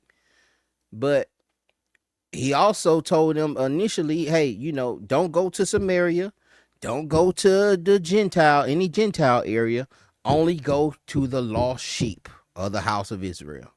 So that's going to tell you that the lost sheep aren't in Samaria and um they're not in the Gentile area. All right. So if you want to take that like that, you got to take both ends, and it's just it's not profitable to play that game. Um, and you see here he kind of let me see it again. Have clues. So you mean to tell me after Christ said that he's not sent but unto the lost sheep of the house of Israel, Mhm. See, he ain't sent but to the lost sheep of the house of Israel. That means the Samaritans. He wasn't sent to the Samaritans. he still offered this lady salvation? Let's just read it. He said, "I'm not sent to the lost sheep of the house of Israel." Uh-huh. Well, So, well, well, well, well. Let's look at the other one. uh-huh. Don't When go the only. Don't Syrophoenician, go to the Samaritans. yeah, we go to the Syrophoenician. That means she just No, no, I stayed. said don't. It said I'm saying Christ said don't go to the Samaritans. Don't go to the Gentile, Uh-huh. but only go to the what? To the lost To sheep the of the house of to the Israel. lost sheep. He told you But don't go to remember, the Samaritans. Don't go to the Gentiles. but why Only did he? go. He said that because of the prophecy in the book of Zechariah, chapter 12, verse 7, that he had to go to the house of Judah first. Let me get there right quick. Then we'll come back. Let me read this. This is the book Okay, of so if you take that Zechariah. Uh-huh. and if I eat that and I apply that methodology when I'm seeing the lost, don't only go to the lost house of the lost sheep of Israel, then I have to apply that means to only go to Judah. No, and that's the key right there because he literally said the house of Israel. So when you see, you do agree that in certain terms that you can mean the house of Israel can mean both tribes, or the house of Israel could be just mean the northern tribe in certain cases, like in the book of Hosea. Do we agree on that? Or like in the book of It Hebrews? could, yeah, like yeah. I'm not fighting. I'm just applying your methodology with Yeah. you, and with the fact that Christ said, "Don't go to these people, don't Don't go go to to these people." them. I would say don't go to them yet, because But he had. that's what you gonna say. Hold on. Hold on. Let's just read it right quick. This is the book of Zechariah. Okay. This is the book of Zechariah, chapter 12, and verse 7, and it reads, "The Lord also shall save the tents of Judah first, Mhm. that the glory of the house of David and the glory of the inhabitants of Jerusalem do not magnify themselves against Judah." So we see that prophecy had to be fulfilled in its right order. This is why Christ was saying that, because eventually we did see him. When you read in the book of John, chapter 4, do what? That's why he told the disciples basically. Let's get there right quick. Let's go to the book of John, chapter 4. And I'm even to deal with what he was This saying is the with book of the John, chapter 4, and verse.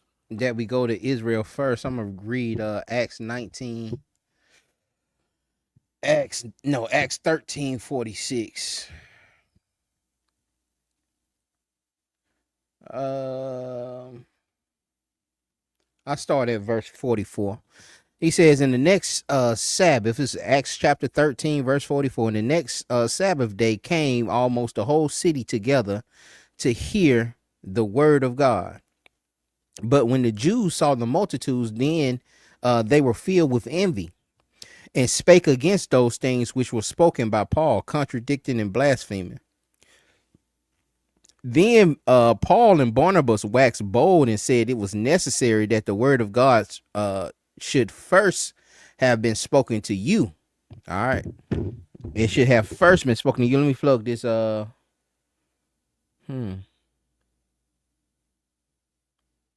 wonder why that. Oh, okay. Never mind. We good. It was necessary that the word of God should first have been spoken to you. But seeing you put it from yourselves and judge yourselves unworthy of everlasting life, lo, we turn to the Gentiles. And it's a shift happening. We see it like, starting with once Stephen got stoned, there's a shift starting to happen. But it's happening also. It's drizzled also throughout Christ's ministry also. You see him growing impatient with Israel and their lack of faith, even the disciples. 3, and it reads, he left Judea and departed again unto Galilee, and he must needs go through Samaria. Why would it say that he must needs go to the Samaria? Because eventually he had to open it up to the northern tribe, basically, or the remnant that was there. Go ahead, Doc. I know you want to say so. Go ahead. Nah, it's beef. You can't go through. We would have to go around Samaria. Yeah, I agree with that. It's beef because Samaritans don't. We didn't like Samaritans worse than anybody. Like they were worse than the heathens to us. That's why Christ gave the parable of the Good Samaritan, and he started with the Levite. But then he showed that the Samaritan, because he knows that's the most disgusting people to us. And so there was a great beef. We done destroyed their temple. We done conquered them. They had to make an alliance with another nation. I want to say Ptolemy, man. But you know how it split up, how Rome had split up in the 4 parts. But that's the only thing that got us off of their back. We probably would have wiped them out if it, had they not sided with and got somebody to help them from Rome. But I think that's why they saying that, because of the beef is so thick. It's like, yeah, man, we got to go through Samaria. So let me keep reading. It says, verse 4, and he must needs go through Samaria. Then cometh he a city of Samaria, which is called Shinar, near to the parcel of ground that Jacob gave his sons Joseph. So it's even bringing back that history, showing how we had that land that was given to Joseph. It says, now Jacob's well was there, and it's giving us another landmark, showing you that this was our land. It says, Yahushua therefore, being weary with his journey. I put the link back out there too if anybody wanted to come up, if anybody had any questions. Then cometh a woman of Samaria to draw water. Yahushua said unto her, give me to drink. For his disciples were gone away to the city to buy meat. And he saith of the woman of Samaria unto him, how is it that thou, being a Jew, askest drink of me, which am a woman of Samaria? For the Jews have no dealings with the Samaritans, because they're going back to that history in what? Hosea chapter 1, where the Most High God cast away the northern tribe. They understood that history too. So even making a point with Anna of Asher. So we can't say that it. And Anna is inside of the temple. Anna, she was I think she was dwelling in the temple. She wasn't somebody we didn't deal with. We were disgusted at them Samaritans. Because they were like a mixed breed. And like I said, we conquered them, and you don't have to believe Brother Phinehas. You could just Google it.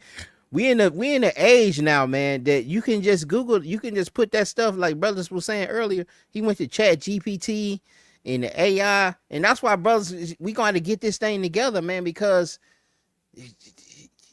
there ain't no need to be lying now. You know, this is an age where, you know, this we haven't seen nothing like this. It's information at the drop of a dime. You can't just be manipulating certain things. You're gonna get called out on it, and it's just gonna discredit the movement.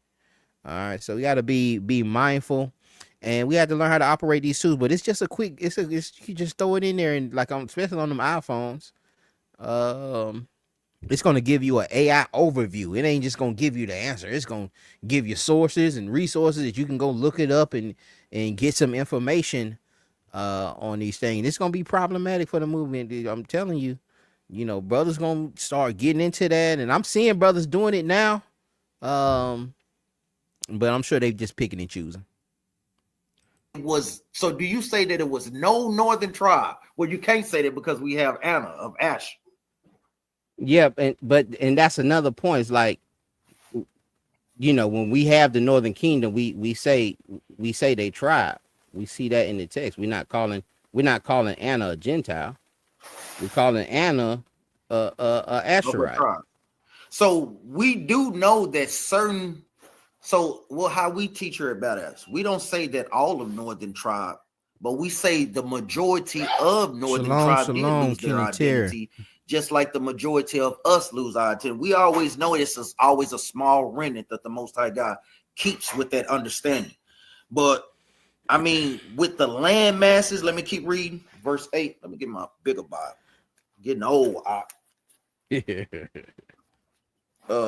5 and verse. And y'all, I don't be jumping on people panels like that. You know, I don't just, you know, they give me to drink. Verse 9. Then said the woman of Samaria, how is it that thou, being a Jew, askest drink of me, which am a woman of Samaria? For the Jews have no dealings with the Samaritans. Yahushua answered and said unto her, if thou knewest the gift of God, and who it is that said to thee, give me to drink, thou wouldst have given thee living waters. And we know that we know according to Matthew chapter 1, verse 21, that Christ was sent to the lost sheep of the house of Israel. Then we have Matthew's, you know, the scriptures 2 and 6. And see, he went back to the lost sheep, even though, you know, Christ sent when he sent them out the first time, he told them, don't go to Samaria, don't go to the Gentiles, only go to the lost sheep.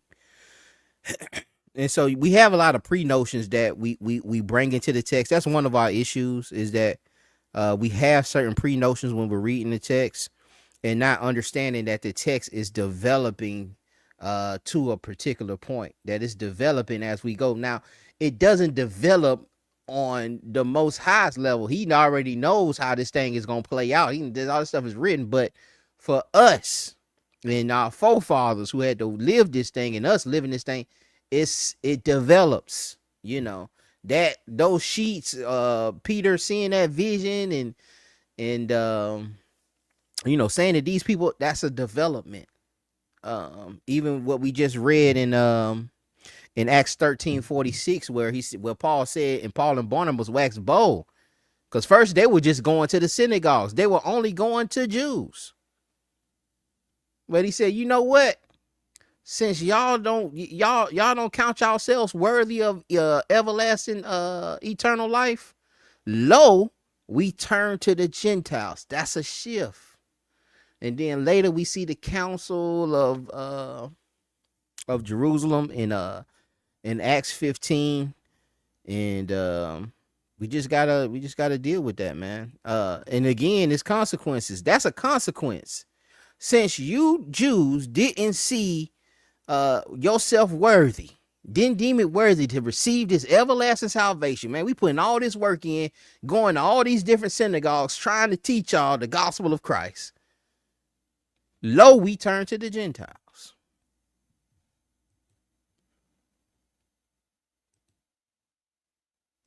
Where he was sent. So, because we heard this once before earlier in the truth, because I think another brothers from another camp. I can't remember the name. That's correct, brother Keenan. And that's one of the things I've, you know, and it's hard to even try to get brothers to see what I'm saying.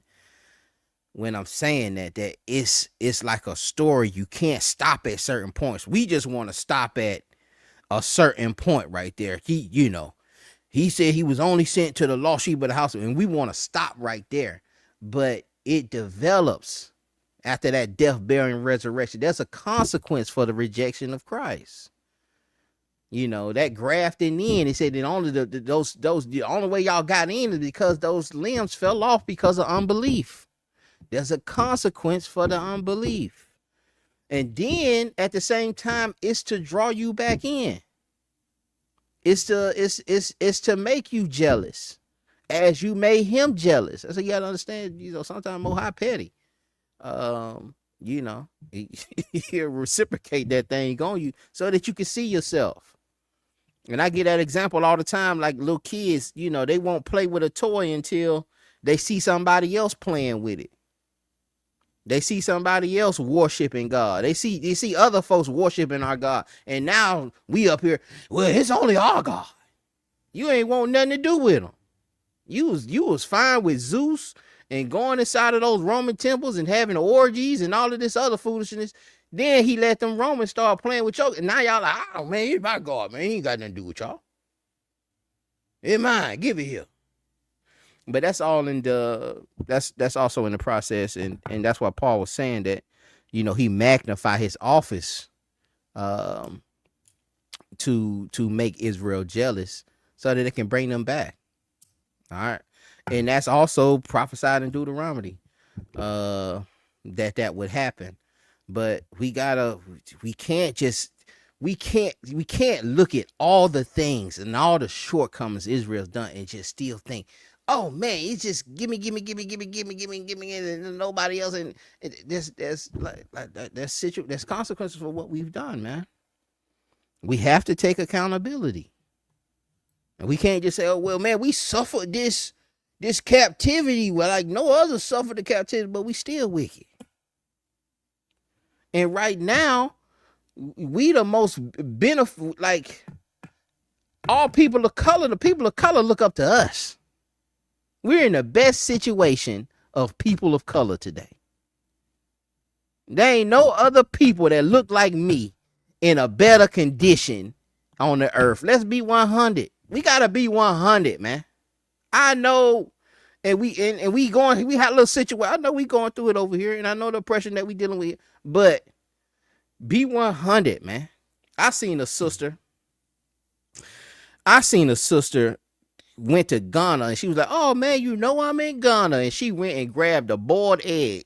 One of the vendors gave her a boiled egg, and it had some pepper sauce in it with some onions. And she ate the boiled egg. She said, oh, I'm so good. I'm like, man, I'm straight on that.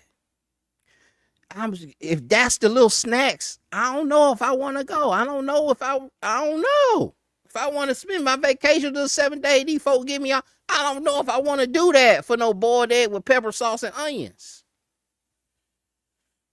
That's just me. I could do some better things. I feel like I spend my money a little better. But yeah, all right, man. We got to get out of that victim mentality. Because we do have resources, and we like, even within Israel, there's a lot of bread, and it's always been, man. I got a video I'm brewing with another cult. Y'all willing, I can get it out tomorrow. We talking about some of these camps, close to hundreds of millions. Brothers paying camp fees $100 a month. You got 1,000 members,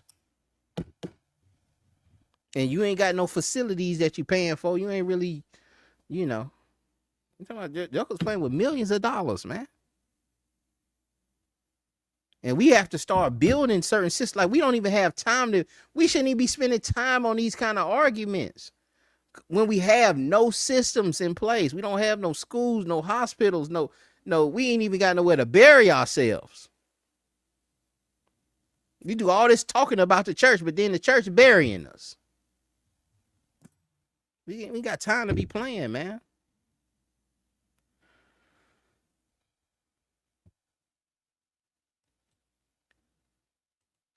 Was saying that. So with all Christ's knowledge, he wouldn't know who he was talking to. No, because like you have to, you also have to look at the text, and one of the, one of the things that we don't see the text as a story. That was a spirit.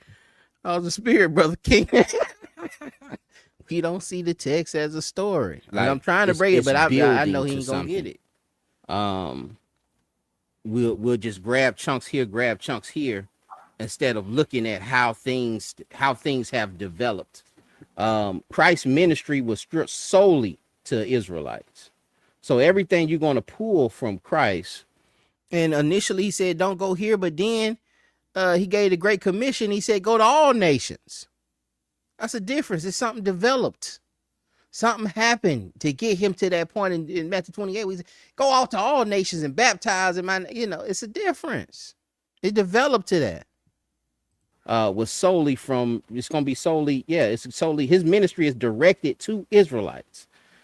Gentiles do not get involved until about Acts 7, 8, 9, after Stephen gets stoned, and that's why the Cornelius incident is such a major incident, and Paul himself.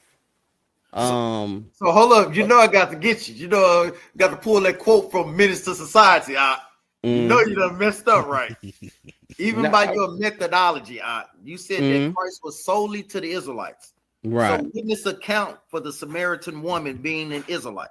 Knowing, like, based upon what you just said, Christ was dealing with nothing but Israelites. It's building up, but that's all he's dealing with. Yeah, but if you want to take it there, I don't see it ever being a Israelite. But if you want to take the Samaritan as being an Israelite because his ministry is solely to Israelites, I can give you that, just to move the dialogue. Because even on one, like we say, even with the point, like you said, I know you kind of touched on it. And Paul, if we go to Romans, I'm sorry, y'all. Next time I'm gonna pull this stuff up. I didn't mean to be on there this long. I was just really gonna jump on here and just run through this video real quick, but um, we had to deal with brothers, and y'all willing I can do this more often with y'all. I like just doing my video. I'm be, but I know that we need this though. Um, man, I just had it. I want to say it was in Romans 15. Romans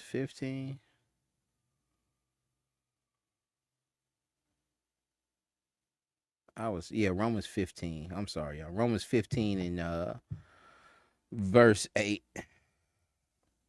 In talking about that ministry, Paul even says that. It says verse 7. Wherefore receive ye one another as Christ also received us to the glory of God. Now I say that Jesus Christ was a minister of the circumcision for the truth of God, to confirm the promises made unto the fathers, and that the Gentiles might glorify God for his mercy, as it is written, for this cause I will confess thee among the Gentiles and sing unto thy name. But he's telling you in verse 8 that yes, Christ was teaching to the circumcision, teaching to the Jews. And that's another one, the uncircumcised. That's Gentiles. We don't have to try to make that Israelites. And the Gentiles, verse 9, and the Gentiles might glorify God for his mercy, as it is written, for this cause I will confess thee among the Gentiles and sing unto thy name. And again, yeah, and I'm gonna be honest, y'all, I haven't gone on the offense yet. I haven't, when I do these videos and about, I haven't gone offensively yet. I haven't pulled out my verses that show that Gentiles, and there's a plethora. I'm talking about 40 plus. But here we see Paul even quoting some of these verses. One he just quoted, as it is written, for this cause I will confess thee among the Gentiles and sing unto thy name. Verse 10, and again he saith, rejoice you Gentiles with his people. Rejoice ye Gentiles with his people. This is in the Old Testament. He's quoting. All right. And again, matter of fact, let me give you the verse. Deuteronomy 32:43. And again, praise ye all ye Gentiles, and laud him all ye people. Praise ye, praise the Lord, all ye Gentiles, and laud him all ye people. And that's Psalms 117, verse 1. And again, Paul going, what did it say? Precept upon precept upon precept. Paul is just pulling out verses showing you this salvation to these Gentiles. And again, Isaiah saith, there shall be a root of Jesse, and he shall rise to reign over the Gentiles. In him shall the Gentiles trust. Now the God of hope fill you with all joy and peace in believing, that ye may abound in hope through the power of hope. And that verse, I'm sorry, let me give you that verse too. That is Isaiah 11:10. All right, in him the Gentiles shall trust. They shall trust in who? They're gonna trust in Christ. All right, and he's giving you this, showing you that he's fulfilled these things. And you know, we trying to apply this to ourselves, you know. So we gotta be mindful of that. I'm gonna let this thing play for about another 10 minutes, and then we'll get up out of here. Verse 21, Yahweh said to a woman, believe me that the hour coming when neither shall in this mountain nor yet at Jerusalem worship the Father. Let me jump up. Salakia. No, you good. Verse 12. And it reads, art thou greater than our father Jacob, which gave us the will and drank thereof himself and his children and his cattle? Because even to your point, I know you were saying that over the many years, they basically have been assimilated. 5 centuries. Yeah, long basically, time. Longer than we've been here. Yes, a long time. So what history do we know outside of this? What history do we know? Well, I'll say it's about the same, because we don't say 1619, we say 1492. Okay. Yeah, so that's a long time. That's probably even longer. It's probably about the same if we do the math. But even in this, we know, even though we've been in captivity this long, we know to a degree that these people are not our race of people. You know what I'm saying? What people are you speaking like of? Americans, like the Caucasians. People okay. that yeah. So right. That's what I will go with, that methodology. They might be assimilated into their ways, but they know truly that their blood doesn't come from them. You know what I'm saying? So that's why we would harp on that. Art thou greater than our father Jacob? Coupled with the land masses that she quoted, going back into the history, it says, art thou greater? And the reason he's going through this is that for him, he wants to, another point is that he's saying our fathers, Jacob, you know, he dug this well. And I was telling him that, you know, they were given a Levitical priest to teach them the ways, you know, how to serve this God that's in this land, because the lions were eating them. But they also served their other deities also. And they did this over the course of 500 years. And if you look at the Samaritans, they have a Bible, like a Pentateuch, where it's only they only deal with the first 5 books. Look it up. Don't take Brother Phinehas' word for it, because I could be mistaken. But the Samaritans they don't deal with the prophets and the testimony and all that. They just deal with the first 5 books. But they were taught. That's my stance on is that they were taught some history and knew some things about the area, but at the same time, you know, we hated the Samaritans. All right, we converted the Edomites. We didn't convert them Samaritans. We conquered them and destroyed their temple, and they had to plea for help. You know, we didn't say, hey, we gonna conquer, man, we gonna bring y'all back to the law. That wasn't when we went to go rebuild that temple. Hey man, why don't you come on and bring y'all back to the law? And Ezra, I think it was Ezra 4.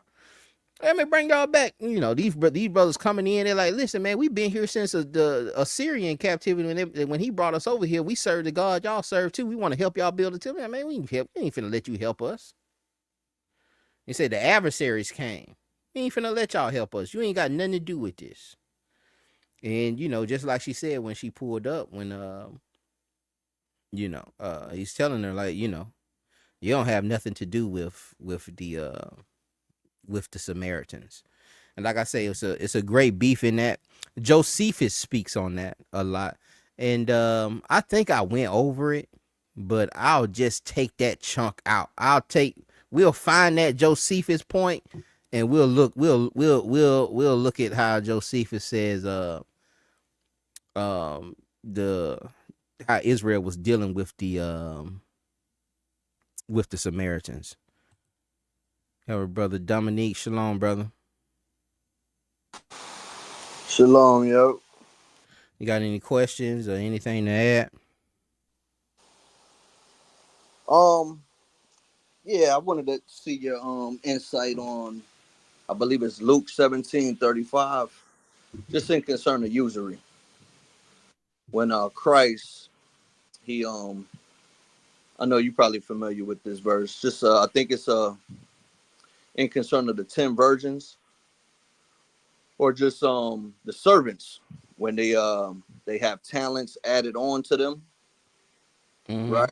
Christ says he'll add on. If you got 5 talents, he gonna add on 10, some to that effect. And then he Right. said to the wicked servant, I guess he hid his talent under a Mm-hmm. towel.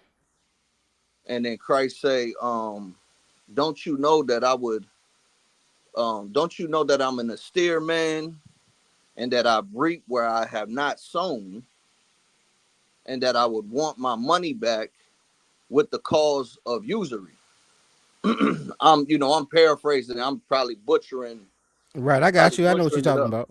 Yeah. Luke 17:35. Is that it? No, that's not it. But you can make your point. I know exactly what you're talking about with the parable of the talents, and Right. that you hid that talent, knowing how I am, knowing I was gonna come back looking for my looking for my my bread. You know, what are you trying to get at with that?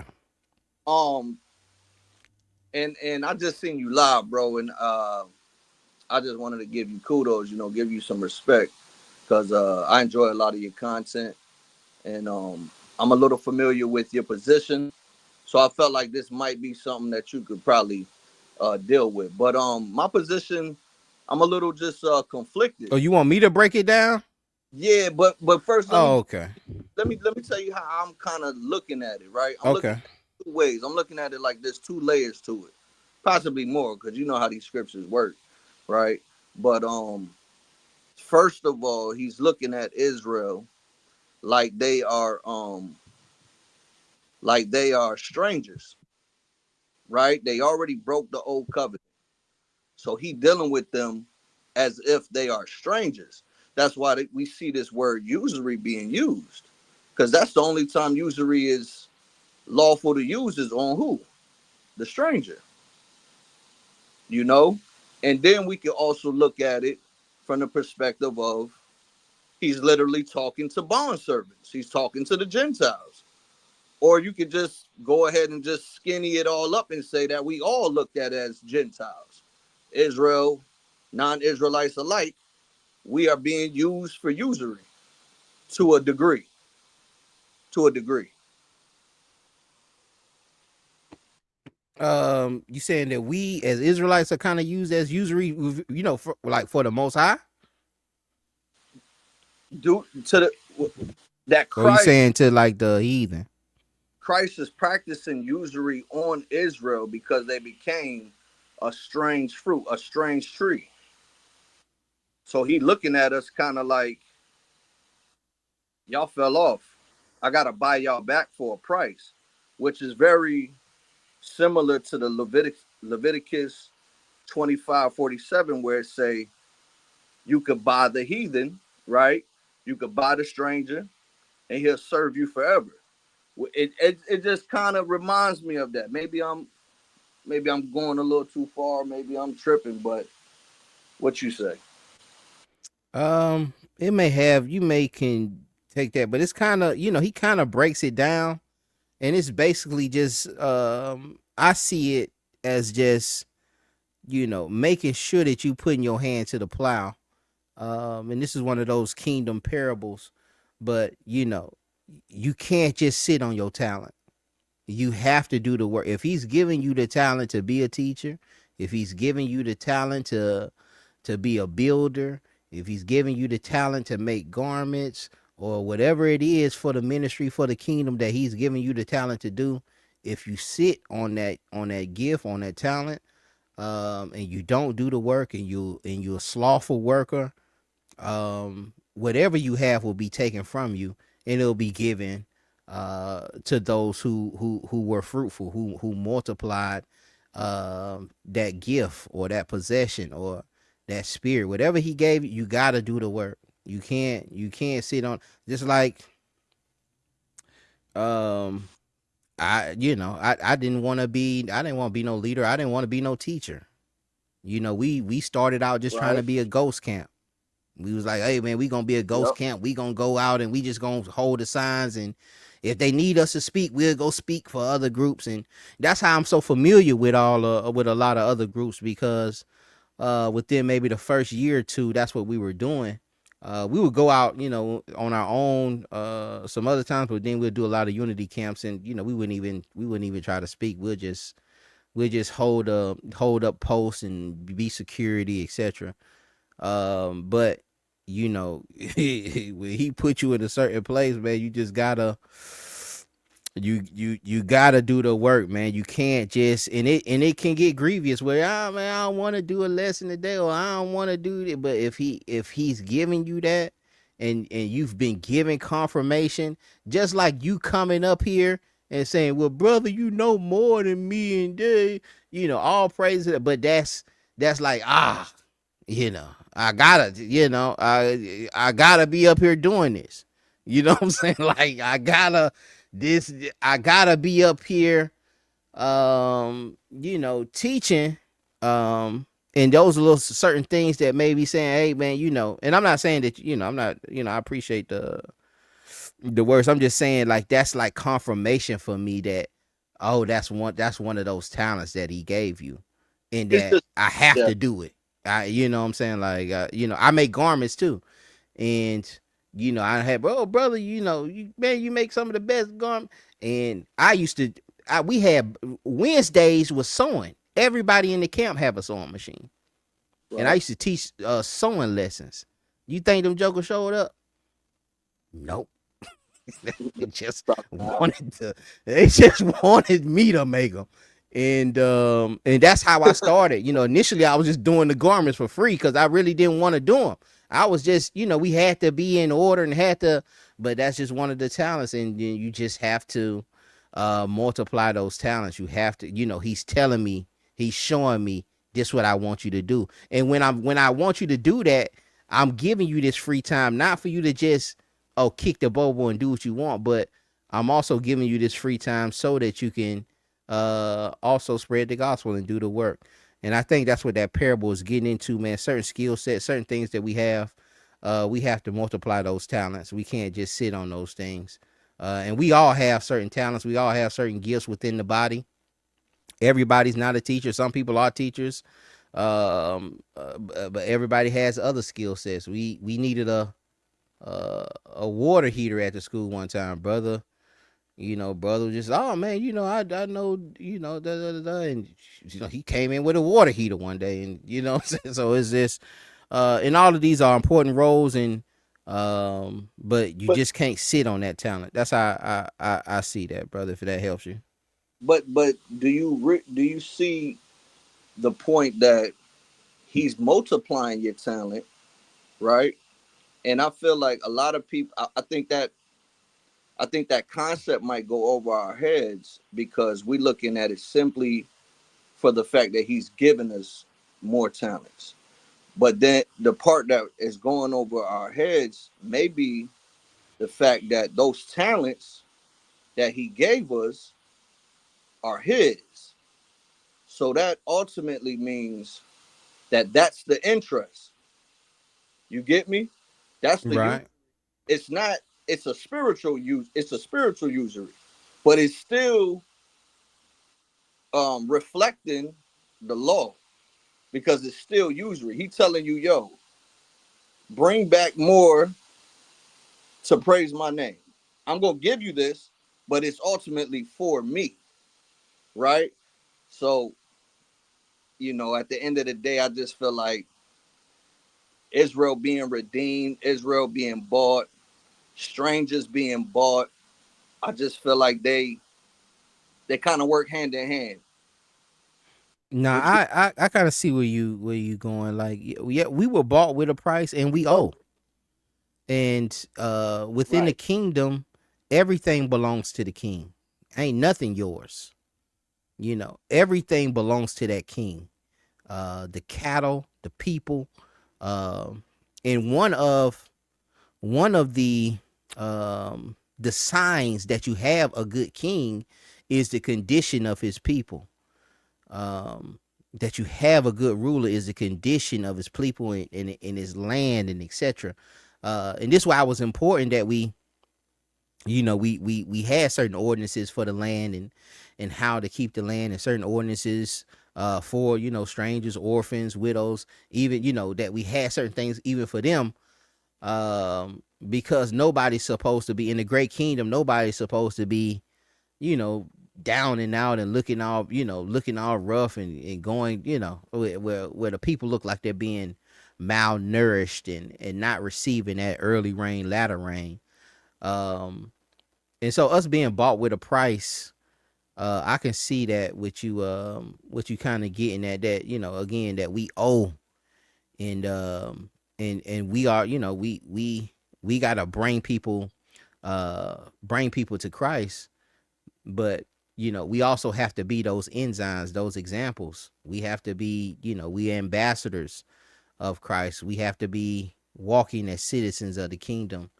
And so there's certain conditions we need to be in, and certain behavior and conversation that we should be having, um, to establish that. You take the position that the Gentiles are the joint heirs, right? Um, yeah, Yeah, yeah, yeah.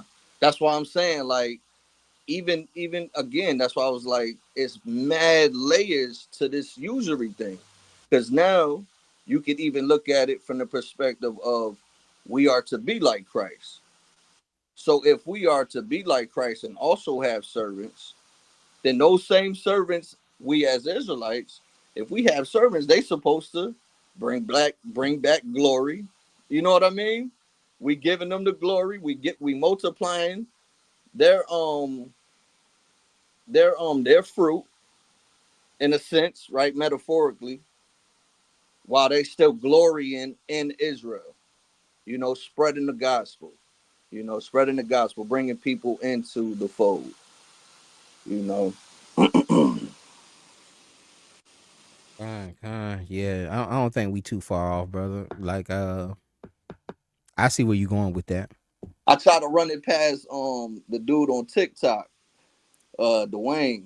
I try to run it past him. Oh no, no, It's like no, no, no. that has nothing to do with the laws. I'm like, bro, it's you. He only there for one thing, So you man. Dwayne and they only there for one thing. Um, and so yeah, that's their work. That's their talent. I think they're needed. I think it's needed for Israel. All of it's to get Israel back. I know is a lot of Israel. We hate it. We don't want to deal with it. We want to name call it. We want to spit at it. But all of it ultimately is to bring Israel back to the fold, man. He's using them. He's using them too, man. He's using Dwayne, using me, using you. Um, that's yeah. looking forward Dwayne to a little you and different though. yeah, nah, facts. I'm looking forward to you and the UK brother to go back in on it, man, because that was a good dialogue that you and what's the Hebrew Yeah, elevation. my Hebrew elevation. Yeah, yeah. That yeah. Yeah, we gonna have to sit I'll down go a on little it. deeper on that one, man.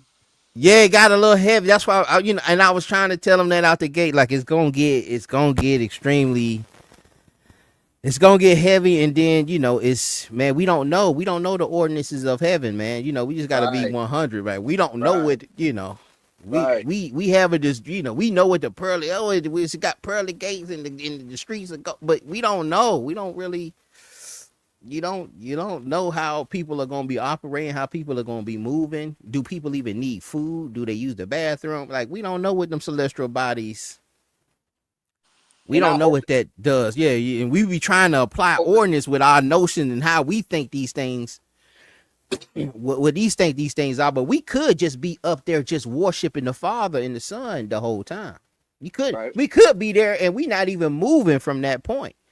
Um, Well, let's say we it- got many mansions. Many mansions could be looked at as that's a part of the everlasting life, or is that the millennial reign? The many yeah, I mansions. had to look at it. I had to look at it, You but you know? all right. He said his house has many mansions for us. You all right. You all right about that. You know? But what that look like, I don't know. So I don't like to. We can speculate on it, But does it mean 30 square foot with and I can just get and I'm just driving a Bentley across the world, I don't know what I'm saying. I don't know what the origins. I don't know what the Father. I just want my name in the book. And whatever the Father has for he has for me, but That we can speculate, but no eye have seen, no, no ear, nor has it come into the mind of man what he has for us. So, we can just speculate but we just have to be honest and deal and say, hey, you know what, that's we can speculate and we dealing with a little fluff with this thing. There's nothing wrong with having those conversations either. I think we done beat the horse up when it comes to this stranger doctrine, because we seeing that a lot. Just the whole salvation for the Gentiles, we see that all through the algorithm. Salvation for the Yeah. Gentiles. I think at this Yeah. point it's time to have that conversation that you and Hebrew Elevation was having. That's where we need to be at, bro. Because it's like, okay, we already know everybody. They pick their side. It's skins and shirts at this point. You got skins over there. You got the shirts over there. Okay, you don't believe that the Gentiles gonna have salvation. Okay, whatever. Now let's get into these first deaths, these second deaths, these many mansions, the everlasting life. You know what I'm saying? This millennial reign, and really start talking about that one, bro.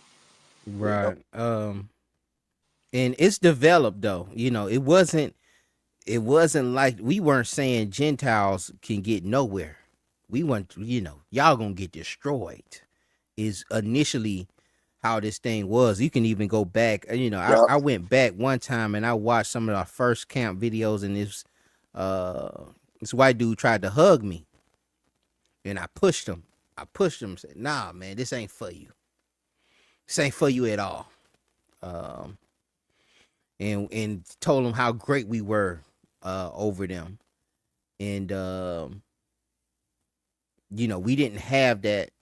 We didn't have. It was like where my brother is right now, the battle axe brother. Like that's a development. It wasn't like that 8-9 years ago.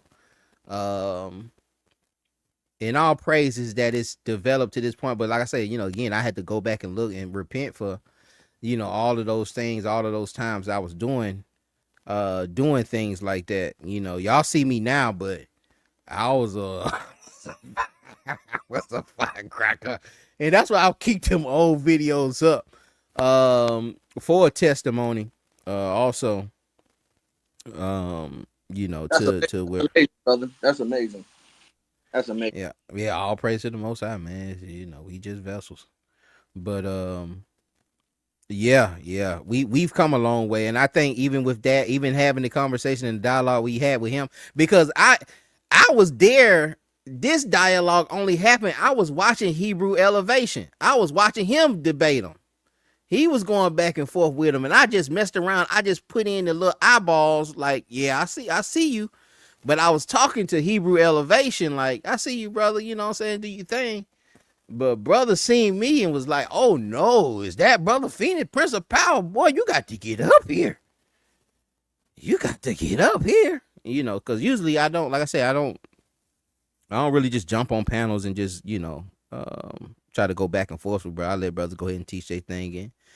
But if I, I will pull certain things out and just try to go by verse because it's so much. It's so much we'll be going over trying to go over the whole text um within 30 minutes. Yep. We kind of go back to our understanding and both sides just, continue as they were. Yeah, it But sound crazy though. How you gonna still have servants in the everlasting life, bro? I just where ain't no I'm flesh, yeah. Where it ain't ain't no, flesh.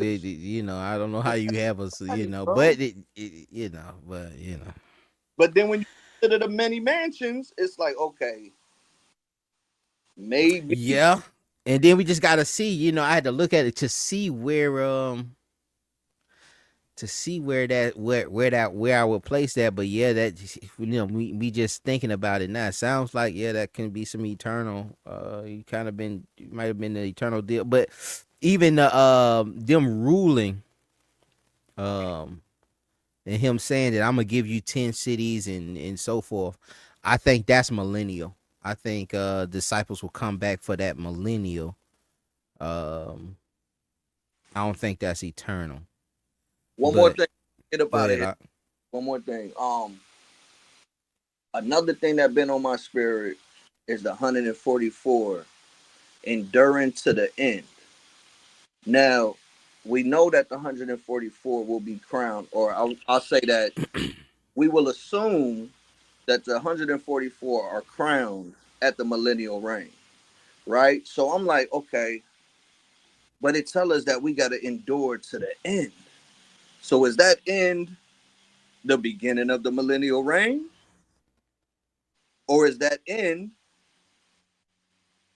the I, everlasting life? So yeah, does I that kind of mean the see. Go hundred? ahead. Hold Go on, ahead, Shalaki. let me just land it. Let me just land it. Yeah. My Is bad. the 144? Do they still got to endure through the millennial reign? You get me? Right. What you think about that? I like when I kind of take the revelations like it's in order for the most part. Like I see the two witnesses coming. But it's because it said with that 144 that they endured, like you said, they endured to the end. They didn't take the mark. They didn't worship the beast, right? And so I feel like those things have to like they went through that season of of that persecution of the beast. And That goes with the and multitude as well, though. Not just the 140. It's the multitude that didn't take the beast either, right? Or let is me it see. Let me go to it. Just so I want Revelations 20. And I saw the thrones, verse 4. Revelations 20 verse 4, it says I saw the thrones and they sat upon them, and judgment was given unto them. And I saw the souls of them that were beheaded for the witness of Jesus and for the word of God, and which had not worshipped the beast, neither his image, neither had received his mark upon their forehead or in their hands, and they lived and reigned with Christ 1,000 years. And but the rest of the dead lived not again until the 1,000 years were finished. This is the first resurrection. And so when I read this, I take this. From this I say, well, only the 144, only that elect will come back for that millennial reign. That's only them will resurrect and come with Christ for that millennial reign. If for example, if I die, if Christ comes 100 years from now and I'm gone and dead and I'm not the elect, I won't see the millennial reign. I will just resurrect, and y'all willing, in the book of life, I make it into the eternal kingdom. But if he comes today, then we have that effects of that millennial reign, whether I'm an elect or not. And those who are there during that time, that's how some of them will still be, they'll still be sin. Some of them will still be sinning. But I think that elect is what's coming to rule the earth. and that will be those priests, those that endured, those that didn't take that mark, those that didn't. But at the same time, let me say this: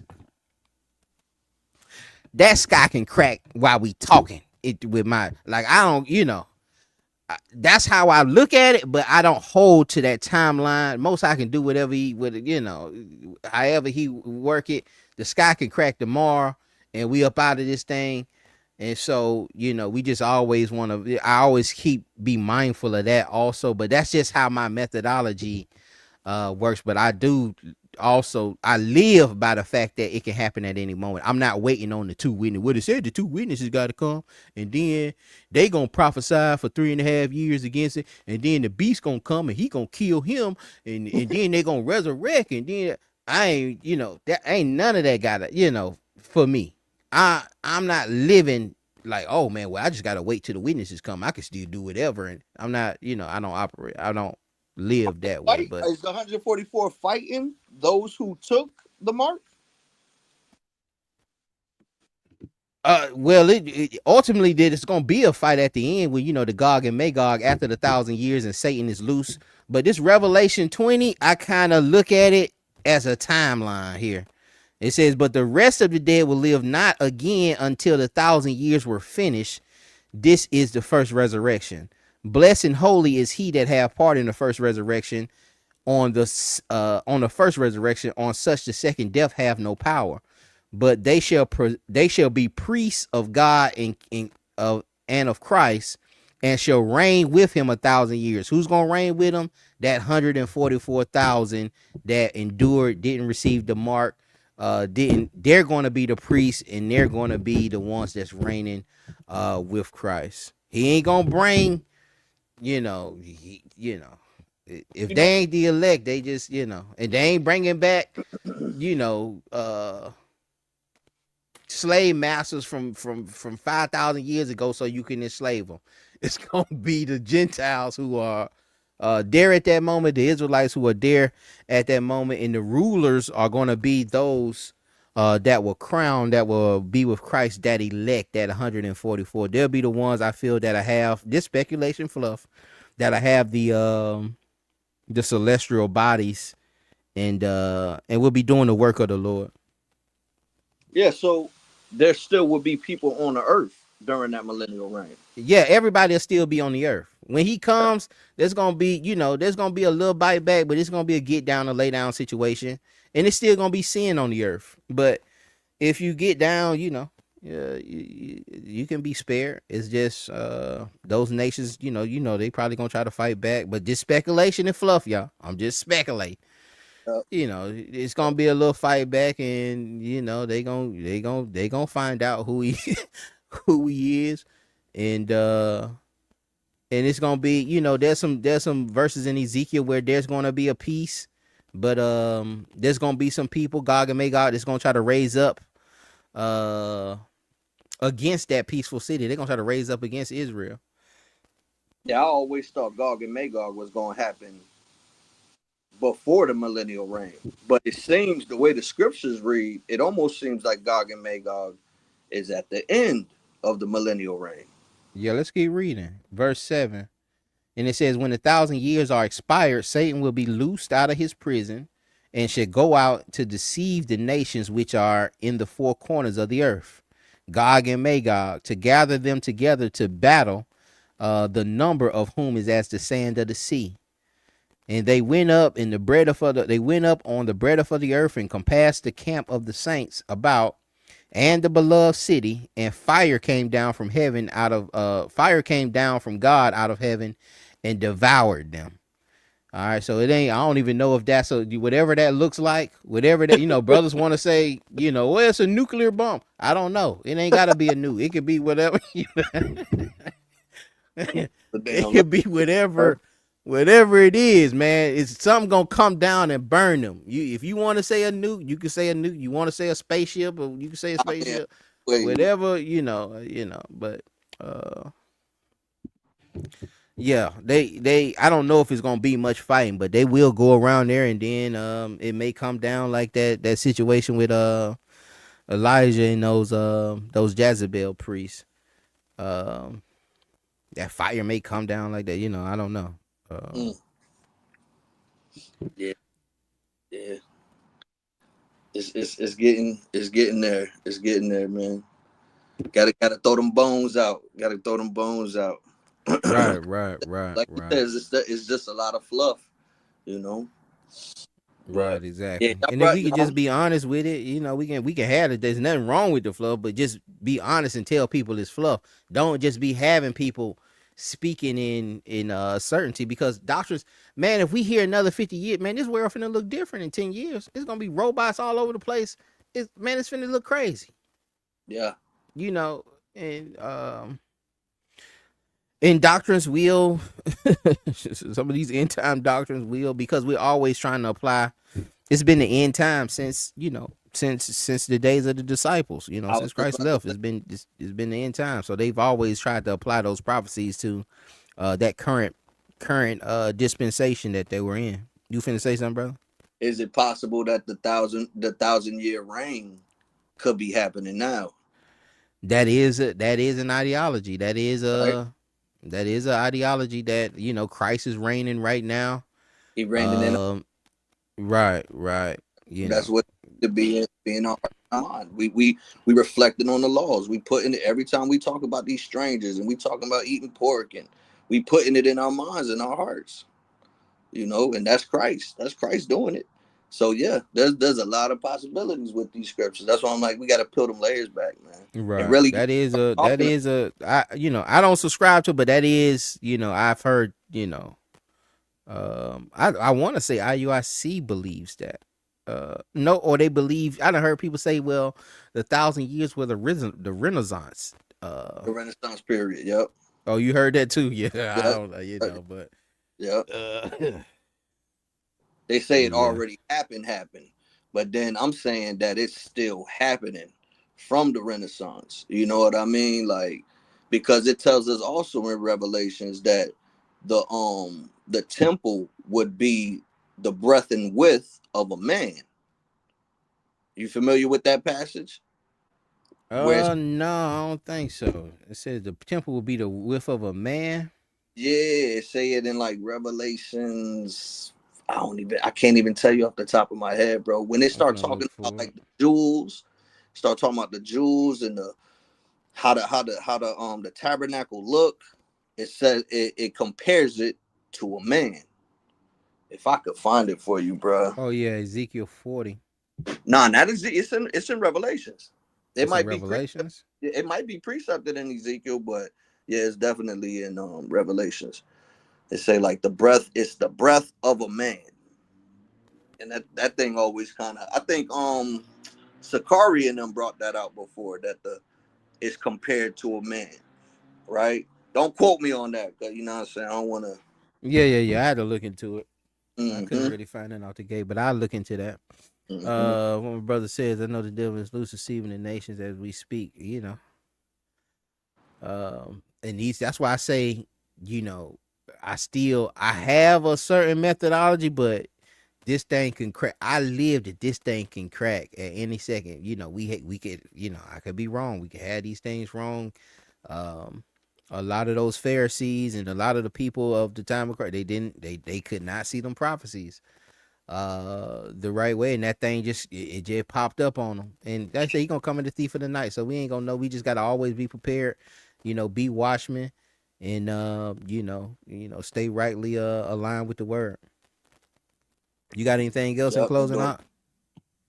That was it, big bro. You know, I appreciate you letting me come up. Ain't no problem, man. Anytime. I For sure, man. Shalom, appreciate you, yo. brother. Shalom.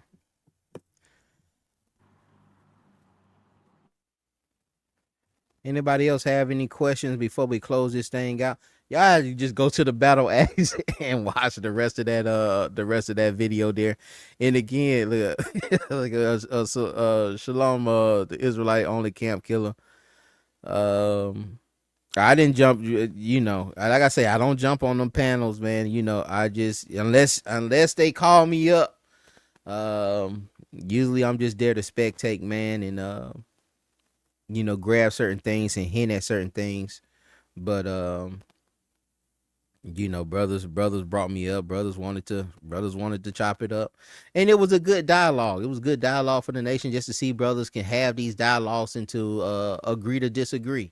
We ain't gotta go into the ad hominems and call each other names, and we can just hear each other out and try to have these discourses. And these are the kind of conversations I have, you know, like I say, from 5 to 8 hours out the day, uh, with brothers. Like even within the body, you know, one of the reasons we haven't been going out teaching like we need to is because we still trying to iron out. We still trying to iron up some things that, you know, I convinced my body, but then we merged with another body and having to do the same thing, just like my brother.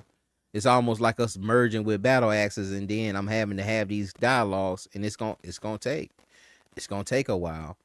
But you know, we coming along. All praise to the Most High. We coming along, and y'all keep your brother in prayer. Like I said, I'm a little under the weather. Please keep me in prayer, and I'll definitely keep y'all in prayer and keep Israel in prayer. If there ain't nothing else, y'all, I'm gonna see y'all on the next one, man. I appreciate y'all, you know, standing in here with us, and I always welcome the questions. I'm not, you know, I ain't, I'll be wanting to do something. Like I say, you know, we talking about you can't waste that talent. What's the subject being covered? Well, we was going over I had a dialogue with the brother from Battle Axes, a captain from Battle Axes, over whether it's going to be a hierarchy pretty much well, you know, it really was, it stemmed from that stranger video I did on Leviticus 25:35, because that's such a potent verse. That is where we don't define it nowhere else. The only verse we define that an Israelite can be a stranger is Leviticus 25:35. And I did a video recently on it, and showing that the italics are words that's added, you know, to the 1611. And you know, if we just look at comparative if you just look at comparative text on Leviticus, hold on, let me see here. On Leviticus 25:35. If we just look at comparative text here, and it's not nothing that I that I made up, you know. But if you look at comparative text here, you got the NIV. If any of our fellow Israelites become poor and unstable to support themselves among you, help them as you would a foreigner or a stranger, so that they can continue to live among you. The NLT, if any one of your fellow Israelites fall into poverty and cannot support himself, support him as you would a foreigner or a temporary resident, and allow him to live with you. ESV, if your brother becomes poor and cannot maintain himself with you, you shall support him as though he were a stranger and a sojourner, and he shall live with you. Berean Standard Bible, no. Now, if your countryman becomes destitute and cannot support himself among you, then you are to help him as you would a foreigner or a stranger, so that he can continue to live among you. KJV, if thy brother be waxing poor and falling in decay with thee, and then thou shalt relieve him, yea, though he be a stranger or a sojourner. And I was saying here that I did a video earlier with a brother from Sakari, Dallas. He had a debate, but I had did the video a few years ago, on that particular verse, and I was just showing him, like, you know, because he always taking shots at me. You know, I said, man, listen, you could have just, if you would have just watched the video, you wouldn't have been able to say it. And they was making videos on the fact that he said it in that debate. And then he even commented, the Mazada, salute to him. It's never personal with me. It's not personal. It's always it's doctrine. And so that's why I don't see people even splitting with doctrine, because we all got to work out our own salvation with fear and trembling. You can't just be listening. Don't just be listening to me. You know, Just because, oh man, brother Phoenix, he sound good, he sound like you know what he's talking about. Nope, nope. Go run that by you, the priest of your household, and you ain't gonna be able to put it on brother Phoenix. you gotta you gotta navigate this thing and look at all points. Look at all points and try to come to your own conclusion. Um, so it's never personal with me. It's just doctrine. A stranger or sojourner that he may live with thee. And I was just telling them that it should read as though he be a stranger, and that yea. And I gave a Strong's number for that in that video. But even the brother from Sakari, when he quoted on the video, you can go to the video and look at it. He's probably the latest comment on the video. He didn't come in and say, "Oh, brother, you're wrong," and because I know the reason I do compare. One of the first people that I showed me comparative text was Sakari. They go through all kind of translations. And so I know he know. And then when I debated Chief Priest about 3-4 years ago, I said that. And they was like, well, what? The KJV ain't good enough for you? And I'm like, man, I started doing the comparative text because y'all started doing it. And I was like, you know what? You right. That's something I learned from y'all. But I know they all over the text, but with here, you can only use it with the KJV.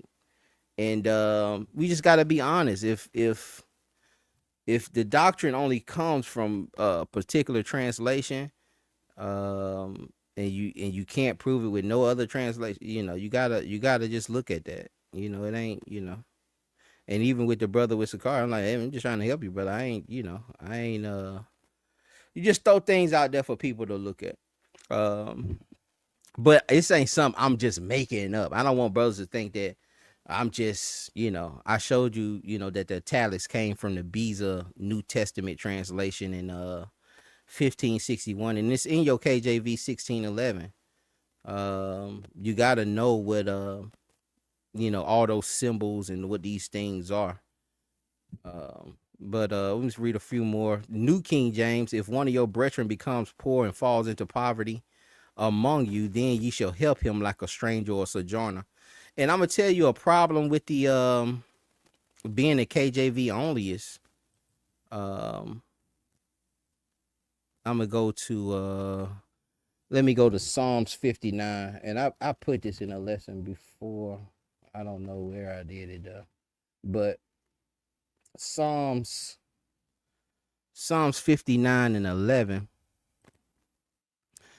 the word prevent, all right, KJV, is it 50? No, it's 59:10. 59:10. It says, the God of mercy shall prevent me. God shall let me see my desire. It says, the God of mercy shall prevent me. The word prevent in the KJV, the word prevent means the exact opposite. The word prevent in the 1600s meant to allow. We use it different today. Again, the word prevent. Every time you see prevent, well, I can't say every time, but majority of the times you see prevent. I haven't looked at every time to say that. But the New King James have fixed this, but it's not a mistranslation. It's just that word meant something different 500 years ago. Just like we say, "Oh, girl, you look bad," and it don't mean bad today. It mean good. And this is why we have to sometimes look at compare when we're reading something and we can't understand it. Sometimes there's verses in the King James that it's kind of hard. The King English kind of hard. Don't skip over them. Try to figure out, you can use comparative text, try to figure out, and then go back to your KJV. You can use, right here I have this is a parallel Bible, and it has KJV on one side, NLT on the other side. But if we go back here, let me go back here. Share this tab instead. You see where it says, the God of mercy shall prevent me. God shall let me see desire. How does that make sense? He gonna prevent me. He gonna stop me, but then he gonna let me see the desire of my enemies. In the New King James, you see it says, my God of mercy shall come to meet me. God shall let me see my desire of my enemies. My God of love and devotion will come to meet me. Everybody else says meet me because the English have changed. The word has changed. The translation is exactly the way it's supposed to be. It's just how we speak today. That word is totally different, and this is why you know, if let's see if all of the, I know this word prevent is in there 15 times, and every time you read in that, you done got it wrong. You're reading that verse wrong, and it's about 5 other words that are in the KJV that mean the opposite. And may I do a video and we go through some of those words. But comparative text is important. I know some of us, especially with when One and West, we were taught to you just KJV because King James was a black man. We gotta be careful with that too, and just give a little more than the picture on the book, than a black and white picture. We need to delve into that. And I'm not saying you're wrong. I'm just saying we need to look into that a little more. We need a little more than that. It was enough for me at first. I ain't gonna lie to you. I had a book. I'll show you that book and say, see, he was black. But we gotta be 100. If he black, where were we at? He ruling. Where the Israelites at? How in the world we doing West Africa in chain? It's a lot of issues that we have to do with that. But if there's anything else, if anybody got anything else, I put the link out there one more time, and then again, man, we pray this thing was edifying, and it ain't just for to try to embarrass nobody or competition. I ain't in it for no competition. We just have the dialogue and see things different. Like I say, I didn't have an aha moment. The moment happened when I just started reading and seen it and say, oh man, these folk been telling me. So a lot of times you just look at certain things and put certain things out there. You don't try to go through the whole history of the text in one session. And a lot of times that's what we do, man. We try to go through 50, 60 verses in one session. It's just too much information. That's why a lot of times I just clip it and do one verse, and you do 1 or 2 verses, like I did the Leviticus 25, 35. And I said, Sakari is one of the most influential groups out here. We didn't nobody wore head covers. Nobody was teaching with their head cover. And brothers have pushed that through Israel, and I just don't see it. And but I feel like that was influenced by them. And the multiple, some good things were influenced by them. And Deacon, a priest Hakah, he did a video. He said I got 50 verses. He got a video. He said I got 50 verses that Israel got wrong. 50 verses that's in our precept packet that we have wrong. And if that's the case, we have to reevaluate it. I got Refuting One West Israelism. If you type that in my search bar, I have over 22 videos on probably 22 verses that I've done myself on certain verses that we just got it wrong. That my brothers from Street Baptism, the none shall want her mate, that Isaiah 34, I think 34:16, none shall want her. I'm gonna show y'all a video, y'all willing. I'm gonna show y'all a video, y'all, from the brothers from Elders of Israel. They have just hyper spiritualized the text. Even my brother Bishop Yapta from One Body he done toned it down a little bit for me, but I feel like he still kind of, hyper spiritualized the text where the water, um, it is a good methodology, but you can exaggerate that methodology and then you just start making everything spiritualized. Well, Christ didn't walk on water, he walked on the word, and he was going, the word is the water, and every time we see water, and you can go to a degree with that. It does work to a degree, but you can go overboard with that also. Um but again, y'all, I pray this thing was edifying. I'm gonna get on up out of here, man. I appreciate y'all, hanging in there, listening. You know what I'm saying? I know I don't do these lives, and I need to do them more often. Um, but and I need to give y'all some. I gotta give y'all some. Matter of fact, tomorrow we probably just gonna give y'all a couple of classes. I know y'all love these little back and forth, but might have to give y'all some broccoli, and some bitter herb. Might have to do a few bitter herb videos, and then we'll get back to the candy, man. Again, pray this thing was edifying. Y'all be blessed, Israel. We'll see y'all on the next one.